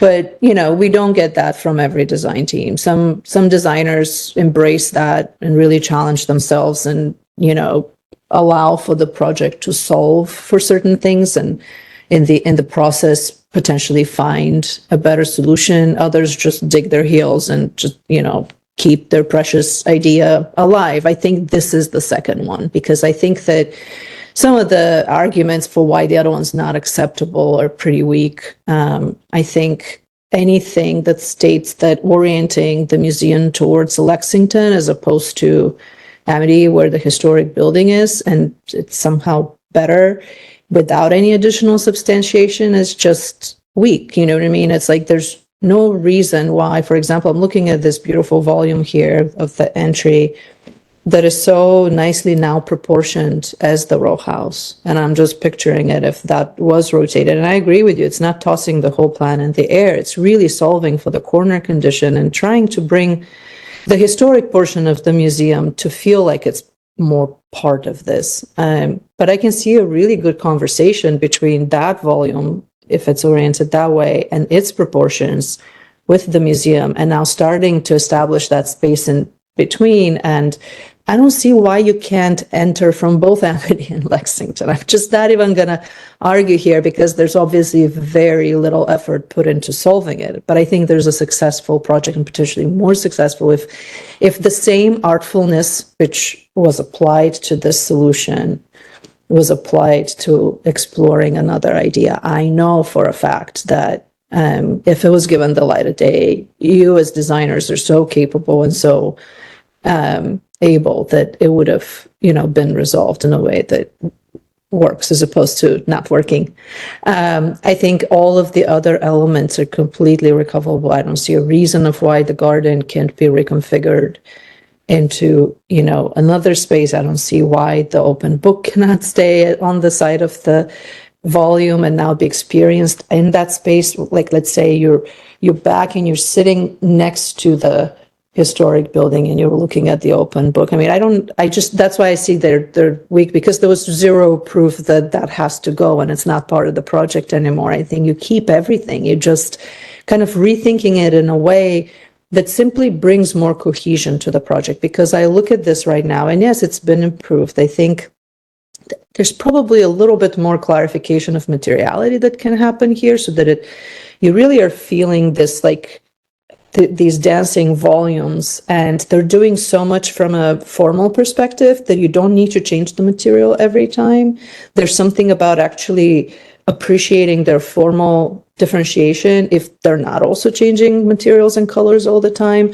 And maybe as a part of the evolution of the project, they will find that eventually.